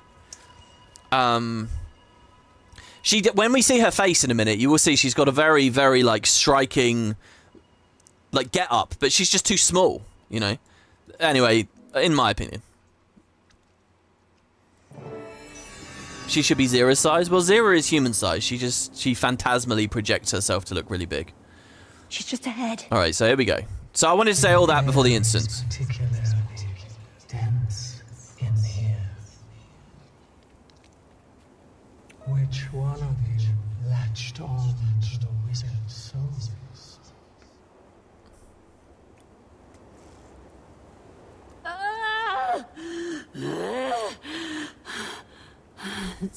Zosha, what are you doing? She looks like a Norn, right, with these proportions. You brought the Harbinger to kill me? They're here to help. They're a friend. They're here to end me, as they've ended so many others. I'll see if I can cast a barrier to keep her trapped. Don't want to lose her again. Dagda gets a big one later during yoga. Oh god, I know what you mean. Oh, that's a cool animation, by the way. It's called Nebula. Yeah, so there's some new stuff going on here. So yeah, we just fight her. She is Cryptis possessed. Feel the burn. She's actually acting a little bit like the Eye of Zaitan at the end of the personal story, don't you guys think? So here, for example, I kind of have this awkward bit where I auto a couple of times. I don't want to do too much damage and skip dialogue. It can't be. How'd that feel? Let's go to NPC chat here. So the strange voice is curious about it. I don't actually remember what the strange voice is curious about right now. Feel the burn. Can I reflect these? This is good, by the way. She's not too squishy. Like, she's actually surviving. There are so many voices. There's the power. Alchemy. Commander. Man, that was a hell of a voice crack right there. There are too many of them. Enhanced. Hold on.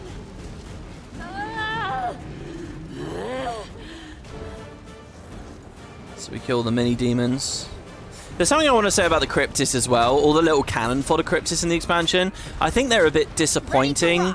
They're really cool. The models are amazing, and you know they fight well and all that kind of stuff. Don't get me wrong, but I sort of feel like there should be another enemy faction because I don't like that there are cannon fodder demons. It sort of detracts from their vibe, you know.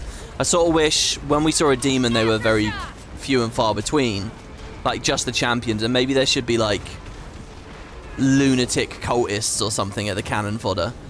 I don't know. That's just a little nitpick, I guess. Feel the burn.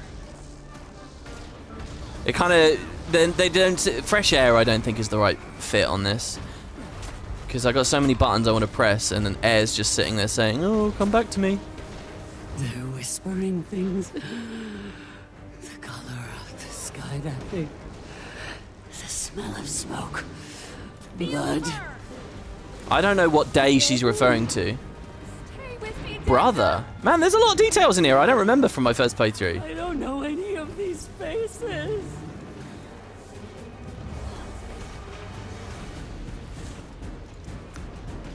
They all have really cool names as well. The Cursed. Well, let's actually use our elemental, I guess. Oh, out of range. That was just purely me being an idiot there. Commander, collect those orbs of light on the ground. I think she's leaving them for us. Okay, wait. Do I break the brake bar with these? Oh, I do. Did I get that or not? Because I think I got that at the exact worst time. Because the telegraph was up, but I think she was interrupted. That's not my name. Don't call me that. That's not my name. Almost conquered. They call me Tracy. Keep pushing. Vonda's hive. So there's some big demon here, Vonda? Keep this up. You're doing great, Zoja. I am taking ages. I do apologize for that.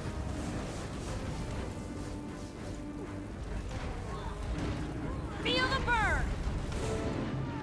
Okay, one more with Dagda. She'll probably do a break bar again, which will instantly proc it. There's a lot of special actions in this. Oh, I should have. See, I gotta remember as well to overload. That's the thing. You don't get the combo unless you overload first, but then you're sitting there. There's just a weird setup going on there. I forget what I was saying. Oh yeah, there's a lot of special actions. I guess hopefully the story introduces them to us nice and slowly. This one is Purifying Light. I can imagine the sound of waves crashing against the shore. Oh, my thoughts are my own again. You okay? No missing limbs? An ache in my neck, but I'm fine, little one. This is the commander? Well, thank you for refraining from killing me. I'm sure you resisting that urge was a challenge. What? I don't understand. I helped you. Maban brought them here. We're on the same side. Maban is too trusting. Maybe you should check in on Frode and Yuno. Make sure they didn't get ambushed. Understood. So I like this. I like Dagda doesn't instantly like us and thinks, oh, we're just a killer or whatever. I don't really know how much the expansion properly digs into it. In the main storyline a bit, but I'm hoping for more like lore books and things that maybe I've missed. This is an interesting line as well. Mabon brought them here. They kept this gender neutral, I assume, so they only had to record the line once. Usually they will say him or her here, but it saves having to do the line twice, I guess. Can we speak to her at the end here? Also, I just tonicked. I was hoping I had the mini tonic on, because then she would have looked really big and intimidating, exactly how I want it. But yeah. Okay, check on my allies, but in the same instance, surely not? Or maybe, I don't know. Let's just go have a look. I don't think so, but I don't have a leave instance button. Difficult decisions. You can trust them. What if the Elder Dragon views us as a threat next? Oh, yeah. Even if Aurene eventually succumbed to the Void, the commander would make the right decision, as Glint rejected Kraukatoric. It wasn't that simple. And those with good intentions make ignorant decisions every day. Ugh. Rest. We'll talk about this later, okay? Yeah, that's a really good setup there. I love the drawing an allusion to the Kraukatoric thing, or the same family line and everything. There is a difference, though. Dagda's right. Because that was Glint striking away from her father that she never really even knew was asleep, right? We raised Aurene and all that stuff. I like the idea of that difficult decision coming into the story. I still think that's how End of Dragons should have ended. And again, this is what I meant. Do you remember at the start of part 1, I said this is really cohesive? They don't just drop everything. It's, again, like they're actually talking about Aurene, even though she's asleep. And to me, it felt quite transparent that they were just sort of getting her off the table or whatever. No, they're still talking about her in a meaningful way. And I find little moments like that I actually really like. I'm like, oh, yeah, good. That's coherent. And maybe they will do something with the whole Void threat while she's asleep. Maybe sooner rather than later. Maybe it could go anywhere. Says Wayno. You look like you've seen a ghost.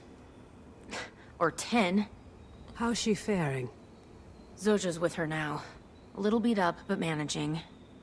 If I'm gonna be honest, we didn't have the warmest of introductions. Unsurprising. Dagda is, A mother to us all. and fiercely protective of her brood. We'll get Dagda somewhere safe to recuperate until we can get back into the tower. We'll meet you at the Beacon of Ages. Catch your breath, and don't take it too hard. She'll see you. You wish that we'd continued being called Outlander. Dude, I loved Outlander as well. Outlander was definitely the best. That was like the POF one for a brief period. But I didn't know whether I liked that just for it itself or because of Morrowind nostalgia, where I believe they call you Outlander all the time as well. I'm pretty sure it's the Morrowind nostalgia, but I love that. I actually love that as the name for like an MMO pet project thing I've got, where it's like it just fits the story very well. I love that word, or even just like outsider maybe. But yeah, Outlander was very good. I like the one from this expansion as well. I don't think they've given it to us yet, have they? So I guess I won't say just yet. No breathing. That's good. And you're still here. Am I possessed? No, you are not. Then who are you? Peter. And what do you want, Patha? Now you choose silence. Oh, I loved this moment as well. And Patha's just being quiet. So we get the name Patha in the previous part. You know, I was looking at the relics, and you know, I read Isgarav and Lahir, Mabon, and then after this I said, and I'm not going to read the others because of spoilers, because the next one was Patha. Patha is the voice in our head. It wouldn't have been a spoiler to look at that anyway, because we just would have had no context. But hey, so yeah, Patha. There's a lot of ways they could go with Patha as a character at this point in the story. And I was down for, you know, nearly any of them, really. The only thing I don't like about Patha, okay. Alright, I've got a friend. I'm going to tell you a very sad story here. Like, quite a brutal story. I can't believe that the fractals could If I had been producing or writing or, you know, implementing End of Dragons and I heard this story, it would make me very sad, to be honest, because ArenaNet's pouring their heart and souls into it at the end of End of Dragons, you know. That final instance where you go Super Saiyan and you're at the Harvest Temple, you know, the story Harvest Temple, and you're rushing around killing all the Elder Dragons and, oh my god, and, you know, all the different amazing heroes. They're pouring their heart and soul. They're putting everything on the line. I have a friend who quit End of Dragons in that instance because he was so disgusted by the voice of the Void. The way that the Void sounded made him laugh. He found it absurd, and the longer EOD... I didn't feel this way about EOD, but the longer it went on, the less he liked it. And he, honest to God, thought that they'd done a Quaggan voice. He was like, you know, the Dragon Void was like, oh, I can't remember the lines. Christ, I heard them 1,000 times during HTCM. But he thought it sounded like a Quaggan, and he was like he found it so funny and outrageous and just unbelievable. He was like, I cannot believe that they've done a Quaggan voice for the end of the story, and he basically quit, and it really ruined it for him. And it's really sad, to be honest, but Paether's a little bit like that. You know, it's the slow... We're giving you some scary information, fool. You know, it's very long and it's very slow, and it does get a little bit quaggany. And that's the only problem I have with Paether. It's just a bit of a chore to listen to Paether because it's such slow dialogue. You know, and I get that in Baldur's Gate as well, by the way. Baldur's Gate, there's some characters that they just speak too slow. I want an RPG where, you know, there's a bit of a fucking pace to some of these characters. You know, characters like that are entertaining. I don't know why everyone's so slow and so measured. I mean, you guys can follow me speaking. You know, I get quite a few comments saying I speak too quickly, but in general, you know, people can fucking follow. Is it because now we have to write a lot more dialogue, you know? Not every video game can have an Aaron Sorkin script, is that essentially what it is? But I want that. I want Aaron Sorkin to make me a video game, and, you know, let's keep the pace up. So I don't have to listen at 33% speed. Paether has a lot of dialogue in this, and she speaks slow the whole time. And I shouldn't really reveal this to you guys, but I'm just going to promise you, during this Let's Play, almost any scene that Paether is speaking, I'm going to be quietly in the background thinking to myself, she's speaking too slow. So, you know, I kind of get my friend's take with the whole Quaggan thing. I mean, I didn't have that reaction to the end of Dragons. I had a pretty rough bit later where it was, you know, Rainbow Dragon and other dragon or whatever. But yeah, anyway, so let's move on in. Otherwise, I'm all about Paether. I like the vibe and so on.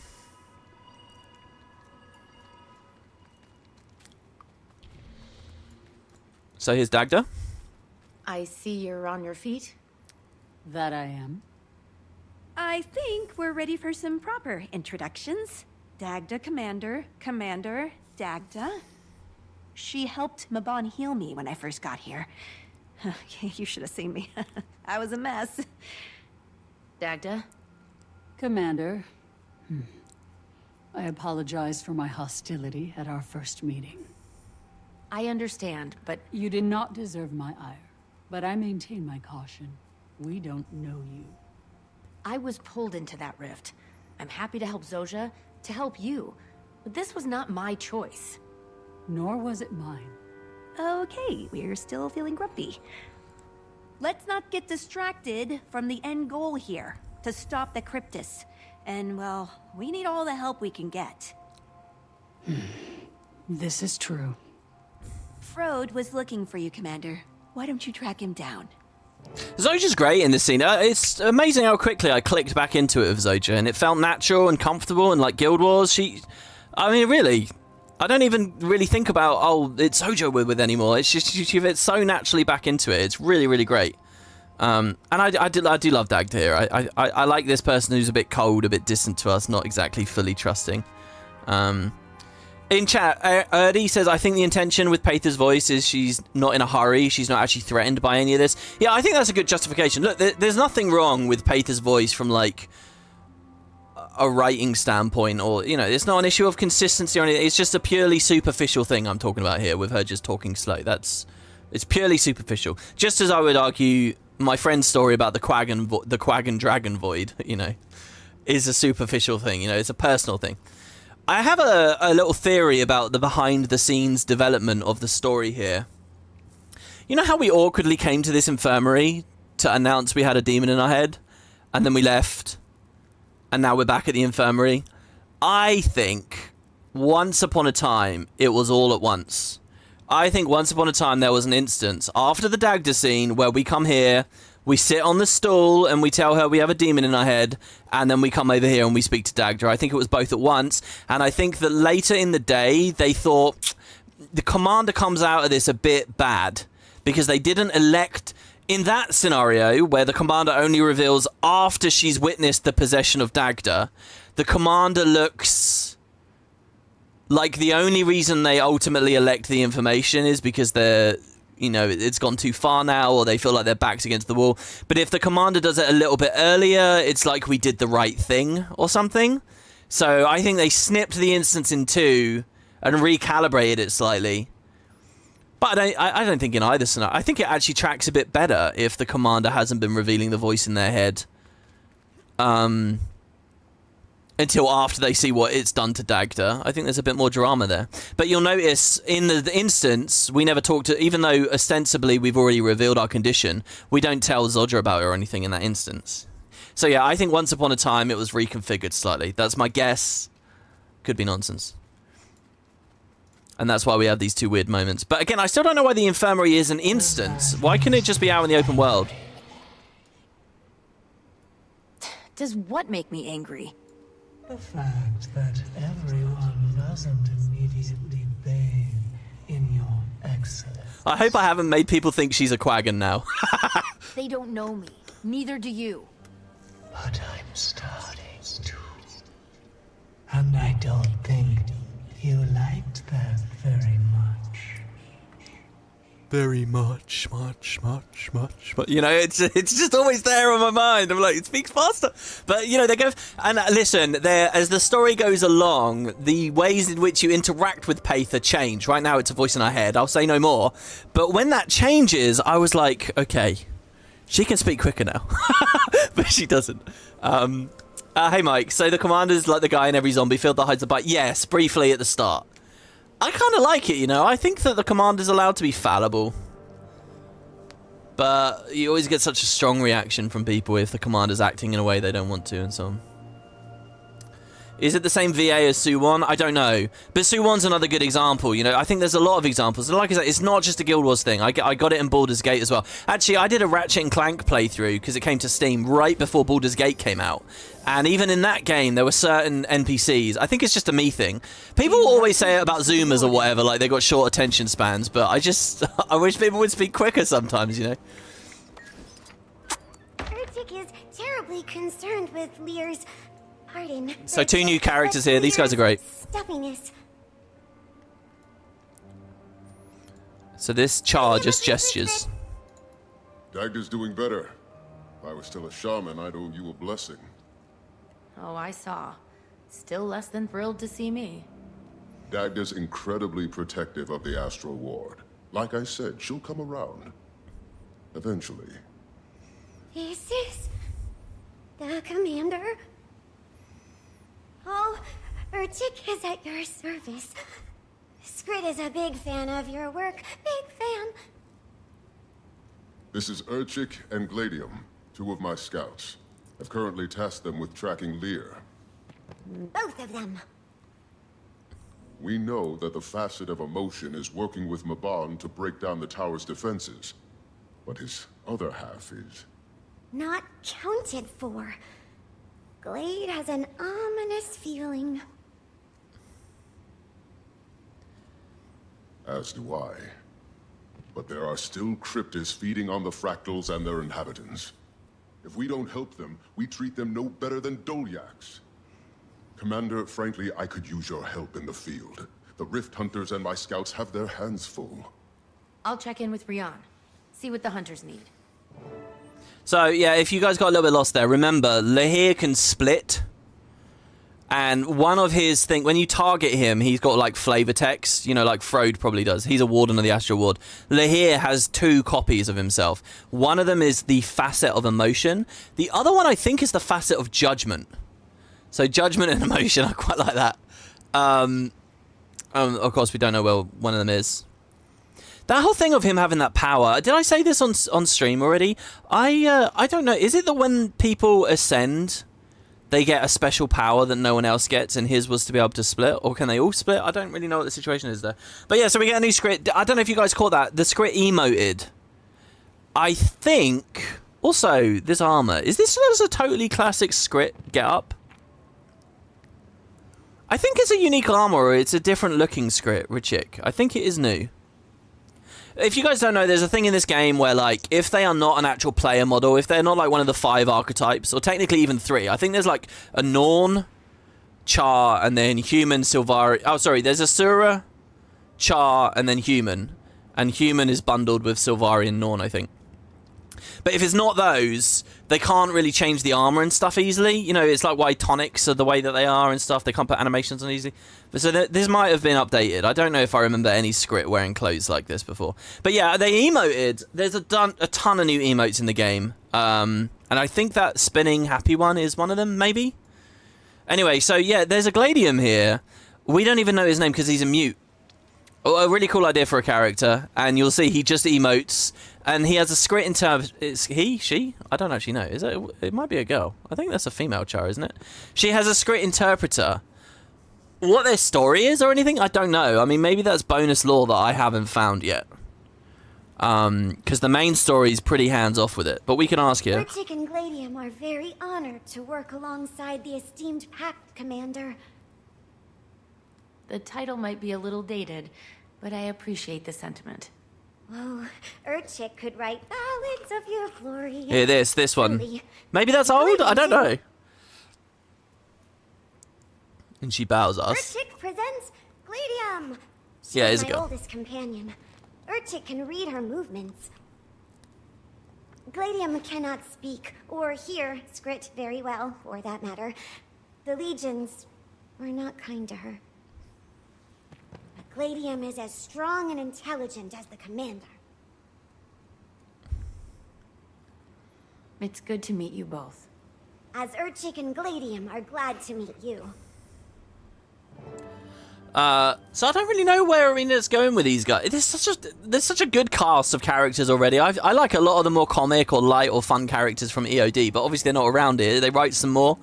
These guys are just nice. I don't know. We'll see where they go and what we learn more about them as the story goes along. I do like that this is like a fan. People have often asked me, hey, WP, if you could voice anything in the game, what would you voice? And I've always said, oh, just do an ogre or something, because I'm sure I don't have any talent at it. But I do have my script voice, and I would love to be a script fanboy of the commander. To be honest, this isn't the first time Lahir is... To be honest, this isn't the first time Lahir has split into one of his halves to run away. It's quite frustrating. If script can be open... Don't worry, we won't do all of them like that. Sounds frustrating. I'd love to know more about that ability, though. Of course, Richik would love to better educate the commander on all things Astral Ward. A few of the wizards have some mystical powers that set them apart from the others. See, a few have some powers. So can they all split? I don't know. Lahir's power allows him to split his consciousness in two. Also, for people who've played the story already, you know, when we deal with the topic of other characters ascending, okay, and I'll leave it there, vague enough, I wonder what powers they might get. Correct, just as Dagda channels the stars, and Isgarin and Waiting Sorrow formed the fractals together. Mabon is more of a mystery to the script. It may very well be his empathy. I don't see how empathy is a power. And I was so curious about, like, what Mabon's thing might be. Again, this wasn't clear to me. Maybe we figure that out as the story goes along? Empathy is not a power, Richik. Give him a real power. But I like this as well. Waiting Sorrow, again, look, time and time again, these two are like pairs. You know, Waiting Sorrow made the artifact. Waiting Sorrow that nobody even fucking understands. Waiting Sorrow was there at the start of the Fractal project. Waiting Sorrow, Waiting Sorrow, Waiting Sorrow. I mean, maybe someone can count them up on the wiki. There's a lot of references to Waiting Sorrow in this. I suppose Lahir's ability is especially helpful against the Cryptus. Richik agrees. It keeps him from being fully overwhelmed. It makes for some very colourful debate halls. He's been known to argue with himself on the stand. Glade witnessed this firsthand. That certainly sounds exciting. Thanks, you two. So, yeah, I don't know how a Skrit ends up becoming such a good companion with a mute. You know, if the whole thing about Skrit is supersonic speed and almost hive mind-like communication, Does body language really lean into that? I would say it doesn't, and which makes this even weirder of a pairing, but maybe that's exactly what's fun about it. So there you go. So now we need some more rift targets, and we can go and explore a little bit more of the open world. And I want to try this adventure as well. First hunter, Rian. You've returned. I'm sure I speak for all the hunters when I say job well done. I had a lot of help from Zojja, but thank you. Frode made it sound like things might be urgent. Dagda may be back on our side, but the Cryptists have stepped up their efforts. Let me show you. You found a book in Amatas stating that Waiting Sorrow is not one of the ancient races? That's interesting. I'm pretty sure it's a Coden. I mean, it's a Coden name, and I would call the Coden an ancient race. I mean, there's no reason... Because this is one of those things. We're just ignorant. We don't know. They're from super far north. Just like how the Asura could, in theory, be an ancient race, but they were underground the whole fucking time, so who can say, you know? And that lore just isn't written. This is kind of what I mean about there's a lot of holes in the setting, and Seekers of the Obscure starts looking at those holes and filling them in. There's the matter of the Char as well. How old actually are the Char? I wonder if Seekers of the Obscure actually mentions that in some bonus info. The second map, guys, is so fucking full of that kind of stuff, it's unreal, so maybe there's something in there. Rifts are an immediate threat around here, and the this fucking word, archipelago. Archipelago. Pegalo is the one I always mess up, and I need to remember that that's like pegging, so that's an especially bad one. Archipelago. But as you've witnessed firsthand, they're also appearing all across Tyria. I can show you where our scouts have been tracking rift activity. You know, my whole life I've struggled with that word. It just comes out the wrong way. Show where the rifts are. Alright. So yeah, continue tracking rifts. It's still just T1. I think at this point there was a bit of a mastery gate here as well. Skyscale looks pretty toasty. What are you feeding that thing? Oh, well, when she was young, we spent a lot of time around Draconis Mons, and she developed a taste for lava beetles. What about yours? Well, we spent a lot of time in ore, and one day he found a pile of risen corpses, and before I could stop him... Oh, that's good to know. That's fucking gross. Do you expect me to trust you right away, Paitha? Would that be so bad? If I'm about to rip off my own flesh and turn into a cryptis, then yes. The wizards are reactive creatures. They scare easily. Tell them, and it could end badly for both. Okay, so this is clearly broken, because this... I'd keep me under your hat for now. Get to know me a little before doing anything severe. This clearly should have played at an earlier story step. Just watch out for nosebleeds. That might be a bad sign. I like the nosebleed comment. Yeah, I don't know, because we have already told them. Right? Well, we've mostly told them. So yeah. By the way, okay, so there's a huge thing about getting another Skyscale. I don't know. Does that mean we actually do feed it lava beetles and we do feed it Risen as a part of the collection? Speaking of ore, by the way, there is an achievement. I haven't done it yet. There is, because there's stuff in Corteria with this expansion as well. There's an achievement which says to go to ore and find the forgotten lore. So there's some kind of story, some kind of background information, and is in ore. So that's really exciting to me. Ore's like my favorite place. Really cool. Now, when it says forgotten lore, does that mean lore that has been forgotten? Or does it mean forgotten as in the race? There's shit to learn about the ancient race there. I'm assuming it means lore that means forgotten because the race... though they could have a lot of influence in this expansion, have less, I think, than I was expecting. There's a lot to talk about with the Forgotten, like a lot to talk about, but we have to do more of the story before we get there. So yeah, anyway, that's something I'm excited to do. I don't know how great it is. I don't know anything about it, but it's something there. Alright, let's do this adventure. Want to test the riding skills. Fly through the gates, destroy as many targets as you can with a fireball, and make it to the end before time runs out. Okay. I have a problem here, though, alright? Okay, you can't do this adventure until you've unlocked fireball. I got it. here. It says precision aimed ability. Okay, first of all, it's on skill 2. Now, if I press skill 2, it does nothing. It doesn't trigger. Now, the reason for that is because of my mount bind setup. For example, if I'm on a Warclaw... Oh, there's... I can't tell. What can I demo this on? Siege Turtle? No. Usually there's not a skill 2 on these things. Whatever. Basically, when I press 2, it doesn't work. I have to actually click 2. And that's fine. Like, if I want to sniff on a Warclaw, I just click it. But for this one, it's supposed to toggle me into action cam, you know, like this. But because I click the UI, it won't do that. It will just fire exactly where I'm looking. So it's just a nightmare. Also, 2 is descend for me. So I got to figure this out. It's just super fucking broken. Now, there's a checkbox somewhere... Mounts. It's this. Disable conditional mount movement ability input. Disables the conditional activation of mount movable abilities on certain hotkeys such as spacebar and solely uses the mount movement ability hotkeys for activate. I don't know. Is this what I want? I don't think it is. No, 2 is still descending me. See, and I don't want to break like my griffin and all that kind of stuff. Let's go to hotkeys. Hit mounts. See, mount ability 2 should just be 2 num.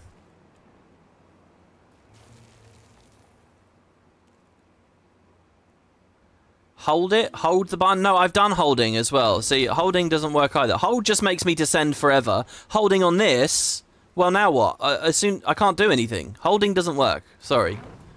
I mean, hold on. I could do it in a really fucked up, weird way. I'd rather be able to press the button and go in action cam, though, guys. Charged up.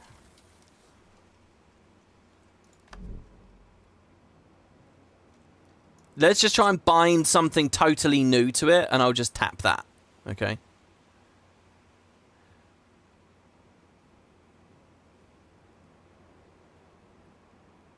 Where the fuck is the mount section again? Oh my god, why am I so blind? Here we go, mounts. Mount ability 2. Let's just have a whole new thing.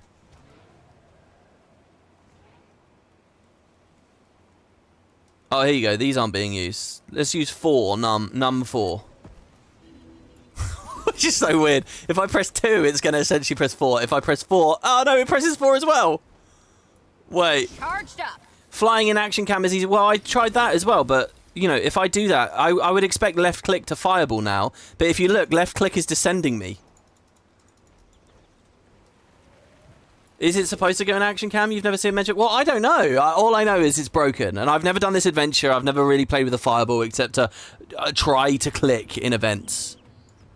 So we got to figure this out. That didn't work. But is it because I picked the wrong button? Let's try 5 just real quick here. How am I supposed to dogfight boots if it... No, that's not working either. Charged up. Oh, man. It's I don't know. There's some hotkey, there's some checkbox or something somewhere, I think. Yeah, it's all well and good you guys just saying use default keybinds, but resetting the entire fucking keybind setup of my entire game that I have years and years and years of muscle memory for, I'm not doing that on a whim. There's no fucking way. Do you know how much effort there's going to be to set all that shit back up after I stop doing this little piece of content? Well, to try and relearn anything, like less efficient, but I'm not doing that. I'm not resetting everything. Read my comment, please. It's not mount ability 2, it's skill 2. It's the same button! I'm using... Of course I'm... What do you think I'm pressing? Weapon 2, see? 2, num. We can try and rebind this to another option. This one might work. But what would we want to rebind this to? Well, same thing. Let's just say... Oh my god. Maybe there's something... What about tilde? No, tilde I'm using. Oh, I could just put on a shift modifier. Let's try that. Let's just do shift. Free cam boost. Left shift. Why can't I do both? Alright, just shift 2. Let's try this. This might work. Shift 2 works. Oh god, but now I have to hold Shift 2 and I need to use WASD. Oh god. Okay, wait. We just gotta find a better button. Shift 2 is not good. Something I can hold and still fly a Skyscale. Well, it's got to be on my G600. Whatever I pick's got to be on the G600. I could do middle mouse. I almost never use middle mouse. I sort of fell out of love with middle mouse during Alright, it feels weird. But I think we can middle mouse. Holy fuck. Oh, maybe I do the lean actually. I really like the lean instead of actually clicking it in. I like to just tap it to the side. So what is this? Oh, that lock auto target and auto run. I use those both constantly. Alright, middle mouse it is. Okay, let's try this. I don't even know if we need the fireball for this. I think we do, don't we? Holy shit, this is quite good actually. Oh no, oh there's some weird delay. You have to be like patient. Oh, is that a boost? Oh my god, I really want to see Boots' video on this, because this...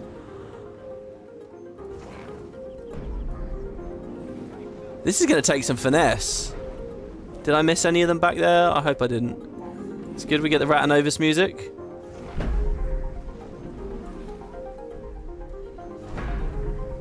Like here, I'm holding the button down, but it's not doing it because I initiated it slightly too quickly. I assume that's true on any keybind setup. Oh, this is a very cool adventure. How many adventures are there? I know that there's 2 in the Wizard's Tower, one of which I've done. It's a really cool jumping puzzly type one. Oh, this is so much better than like the POF supply runs. This is like actually...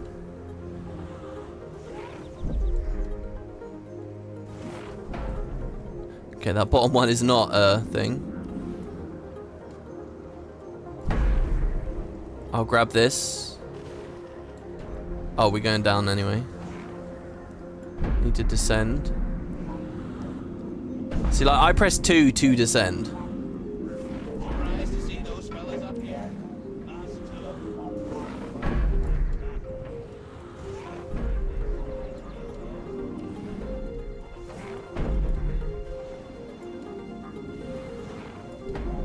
Oh my god, you could shoot all of these so much quicker.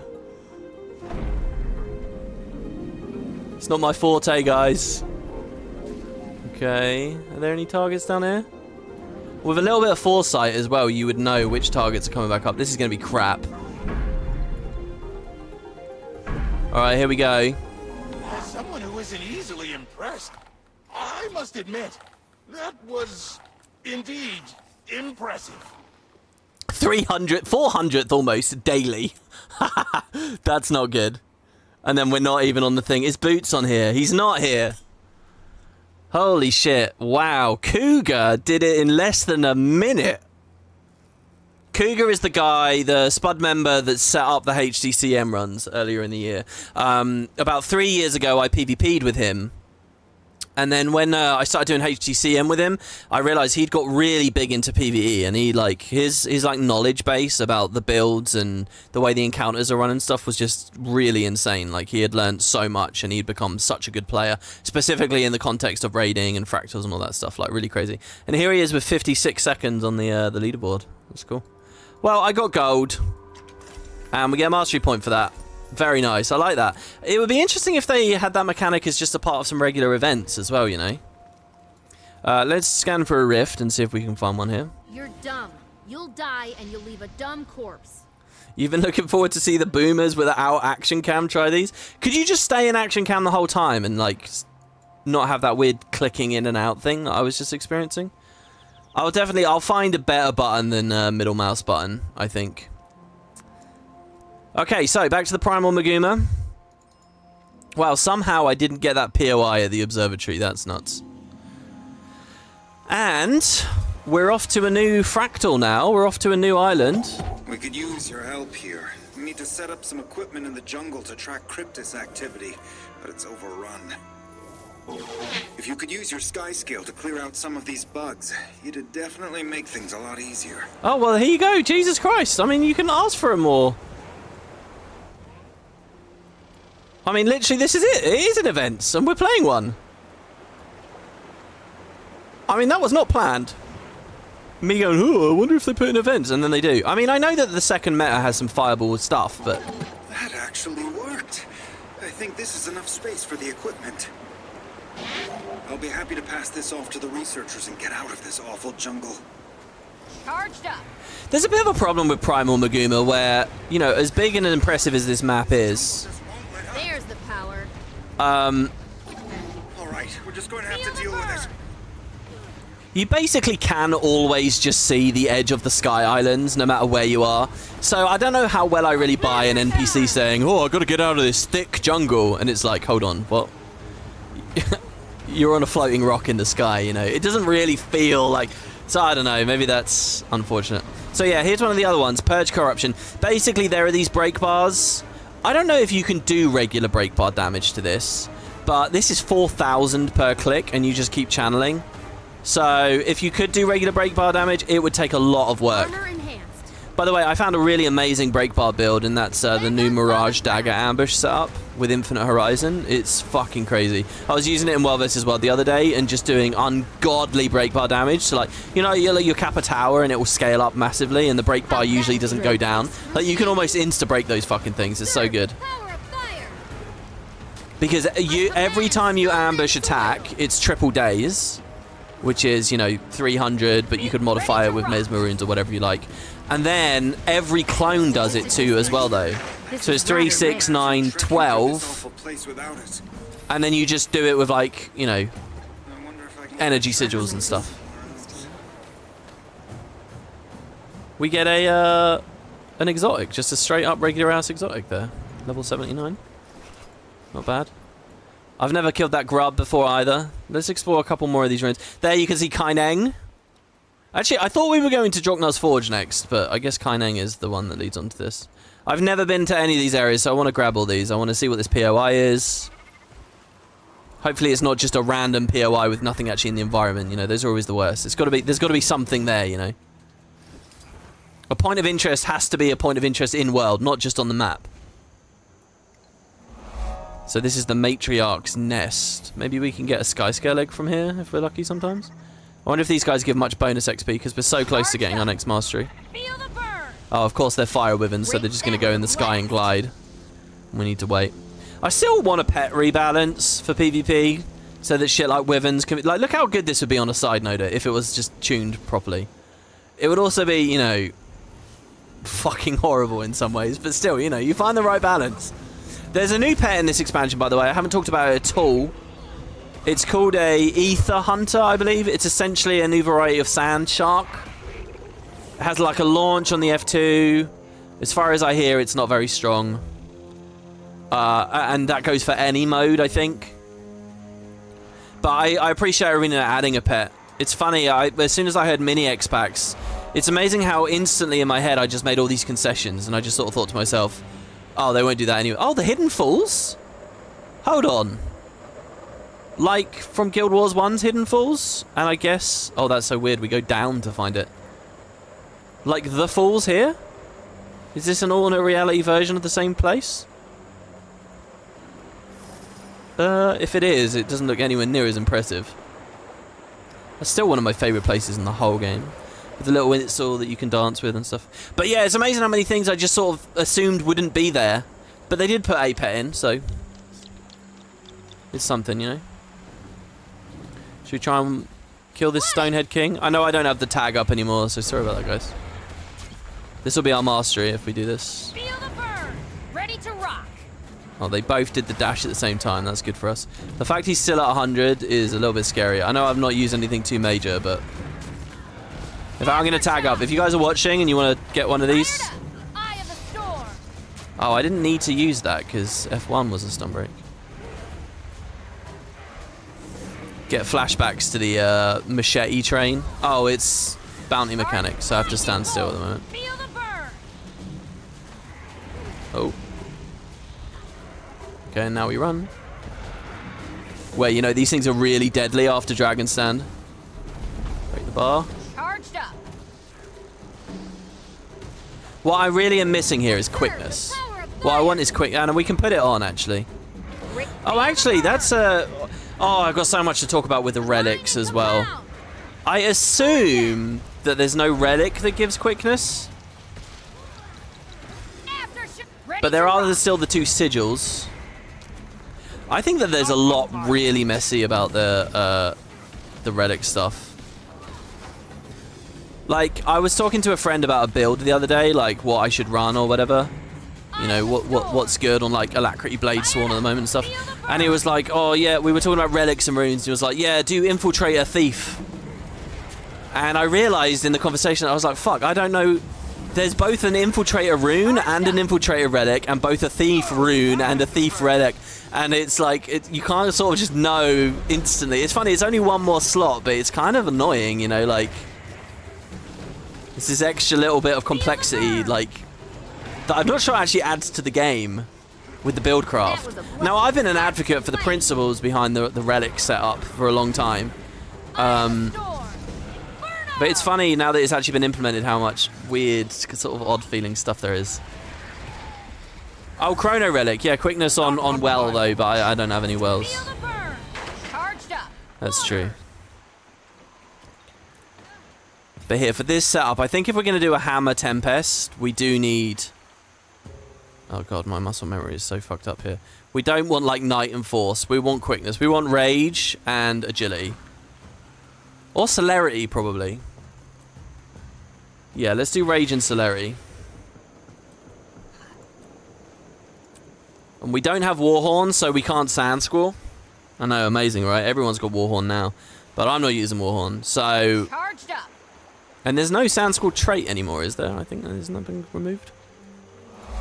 It's amazing all the random little balance things that I'm not familiar with anymore. I was talking yesterday about Druid Staff 3.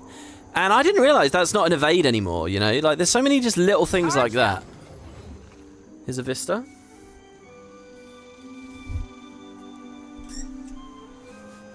And when I say I've not done this, I don't mean just on lists. I mean ever. I've never seen this Vista. I've never been to this island, really, except what you're seeing on these videos. If we ever get more utility skills, wells would make sense on Ellie. Did I tell you guys that theory, that, like, idea of how they might progress now? Like, maybe one mini-X back is weapons, and then the next one is utilities, and then the next one is, like... And once they've decoupled the idea of utilities, and they've decoupled the idea of weapons from elite specs, then maybe they can go back to doing elite specs after that. Which is an idea.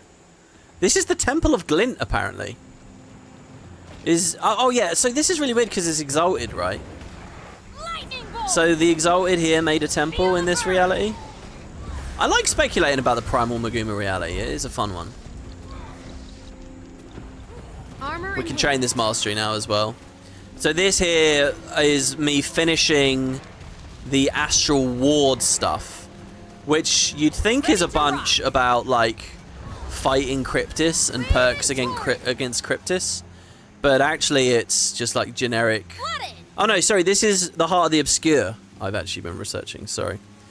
So the relic made by Waiting Sorrow. It allowed us to detect rifts, to generate updrafts when we press F on them, to open the small treasure chests, to generate ley lines, and now we can open the big treasure chests. And I do have enough points for that, which is quite nice. So there you go, and that's done. That's 1/3 of the mastery's done. The coolest one is definitely this flight training, because it's got so many rungs, 7 tiers. Astral Ward has barely anything. We'll look into those as we go forwards. Speaking of mastery points, there is one high up in that tree, it looks like, maybe. Wow, look at that fucking floating tower over there. Wow, that thing looks crazy. Almost looks like a ship of some kind.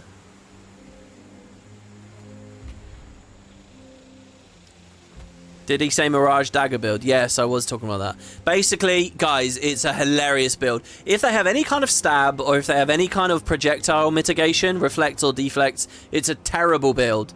Okay, but I'm telling you guys, have fun with it.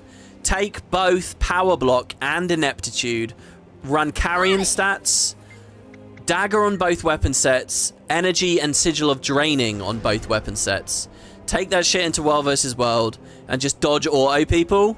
And you'll just do infinite fucking damage, and just like they can't do anything again until they use stability or any kind of projectile mitigation. So it's basically a build that will just bully people on PvE setups. But it's amazing, and it does so much break guard damage, it's insane. And infinite horizon on Mirage and so on, obviously.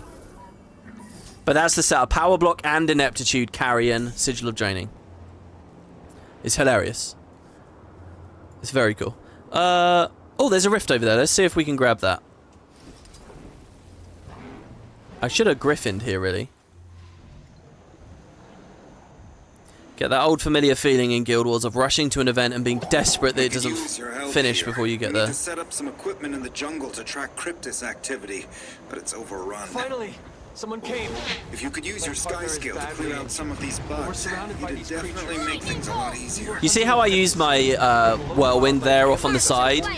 That's a mouse bug I have at the moment where it keeps snapping the cursor to random places, and it's really annoying. Holy shit, that's the fucking flame wall. So this is the Avatar of Envy. I think this is a T2 rift, possibly, since a big old champion came out of it. He's not really moving. We can't really see his model or anything. I mean, I wish they'd get rid of this white flash. And while they're at it, get rid of the burning and the green tint and shit when they get condies on them. Or a setting for that. You know, when they did DirectX 12, all that time, all that effort they spent on it, they said there'd be like a shader update. You know, there'd be stuff where they can leverage it now. And we haven't seen that. I think that would have been really nice to pair with Secrets of the Obscure. But things seem to move very slow. I just hope that it's not been forgotten, you know. I hope it's not a World vs. World Alliance type situation. Which is on its own kind of slow thing. That was not a rift, apparently. Or it didn't count because I didn't scan for it first. Maybe it was just an event. Who knows? There's a rift back here, though. Probably the exact same one we did at the start of this episode. Wasn't it over here? Yeah, here, look, these guys doing this one. Uh-oh, is it nearly done? Oh, no, this is just defeat them and then the boss comes out in a second. Also, I think the bar's going up, not down. Okay, we need to remember to use the 4 in air to at least get a bit of our quickness. Of course, this is the downside. If we were a catalyst, we would just have infinite quickness always. And it feels a bit rough trading it off, honestly, just for the overloads. But hey, it's a fun novelty, I guess. Something new. Oh, that event I did was the end of the Maguma fractal chain, was it? It's possible we did that on the previous part then. Must say. Sharp blades, sharp mind. Elite the Craven. Take that. This telemechanics weird. It makes you move slow. The new Necromancer relic's really interesting. Have you guys seen it? It's while they're feared, they move 50% slower. So it's like another type of soft CC. Oh, what a pleasant surprise. But the thing is, you kind of don't want that. It's like how in Reaper, you know, you auto-chill whenever you fear. And Reaper's like that because they want to, you know, they want you walking away and doing nothing, but they want to stay in melee. But just as a general thing, I almost wonder if the reverse is true. They get super speed when they have fear. So fear really pushes people really far away. That would be horrible in PvE though, so I don't know. It's a bit of a nothing rune though. If it was another version of Terror, that'd be quite interesting. Oh, there's so much they could do with shit like that, you know, modifying condies and things. Commander? Can you hear me? Oh, Skrit hopes this works. Urchik? Is that you? Yes. Good. Very good. Urchik isn't very familiar with modern technology. Thank the magnificent shiny that Miss Yuna was able to connect your device to our astral frequency. Palladium and I are still tracking Lear, but we will contact you as soon as we've located him. So yeah, after each rift, we'll get a little check-in with one of the gang. Thank you in chat saying I don't have anything trained. It will go over though, won't it? It will overflow. Maybe we do Skyscale just for now, I guess. So we're working on combat launch now. So I can already fly in updrafts. And then the basic Skyscale stuff, the fireball. So yeah, with the in-combat mounting I've not done yet. Obviously I don't have the mastery. Whether it's as interesting as it seemed pre-release, I guess we'll see. Oh, I think there's a relic of the Cavalier as well, isn't there? Isn't that a relic? And the relic of the Cavalier is quickness when you dismount. So maybe I could use that as well. Maybe. We have talked enough. I'm going back to my friends. I won't leave them behind. Charged up! Malok, please. We're not asking you to abandon them, but you're hurt also. We have scouts looking for them as we speak. Akorin and Liana depend on me. If something happens to them, it's because of me. It's my fault. It's not your fault. But they wouldn't want anything to happen to you either, okay? So just be patient. Alright, well, guys, I just looked at the time. I'm going to stop it here for today. It's slightly short. I kind of like the 3-hour runtime. 2 hours 15 is okay, though. I will be back on the next part. We will continue along. We'll get these couple of extra rifts. And then it's time for the meta, the first meta, which fails quite often. But, you know, if we're doing it like this, it should be easy to get people on the map. And, and then we'll be at the Wizard's Tower itself, which, of course, we've been seeing on the horizon. And, you know, whatever other fun stuff's coming up. So, thank you, guys. Thanks for the advice on the popcorn and stuff. If you want to hang out on Discord, there should be a link in the description.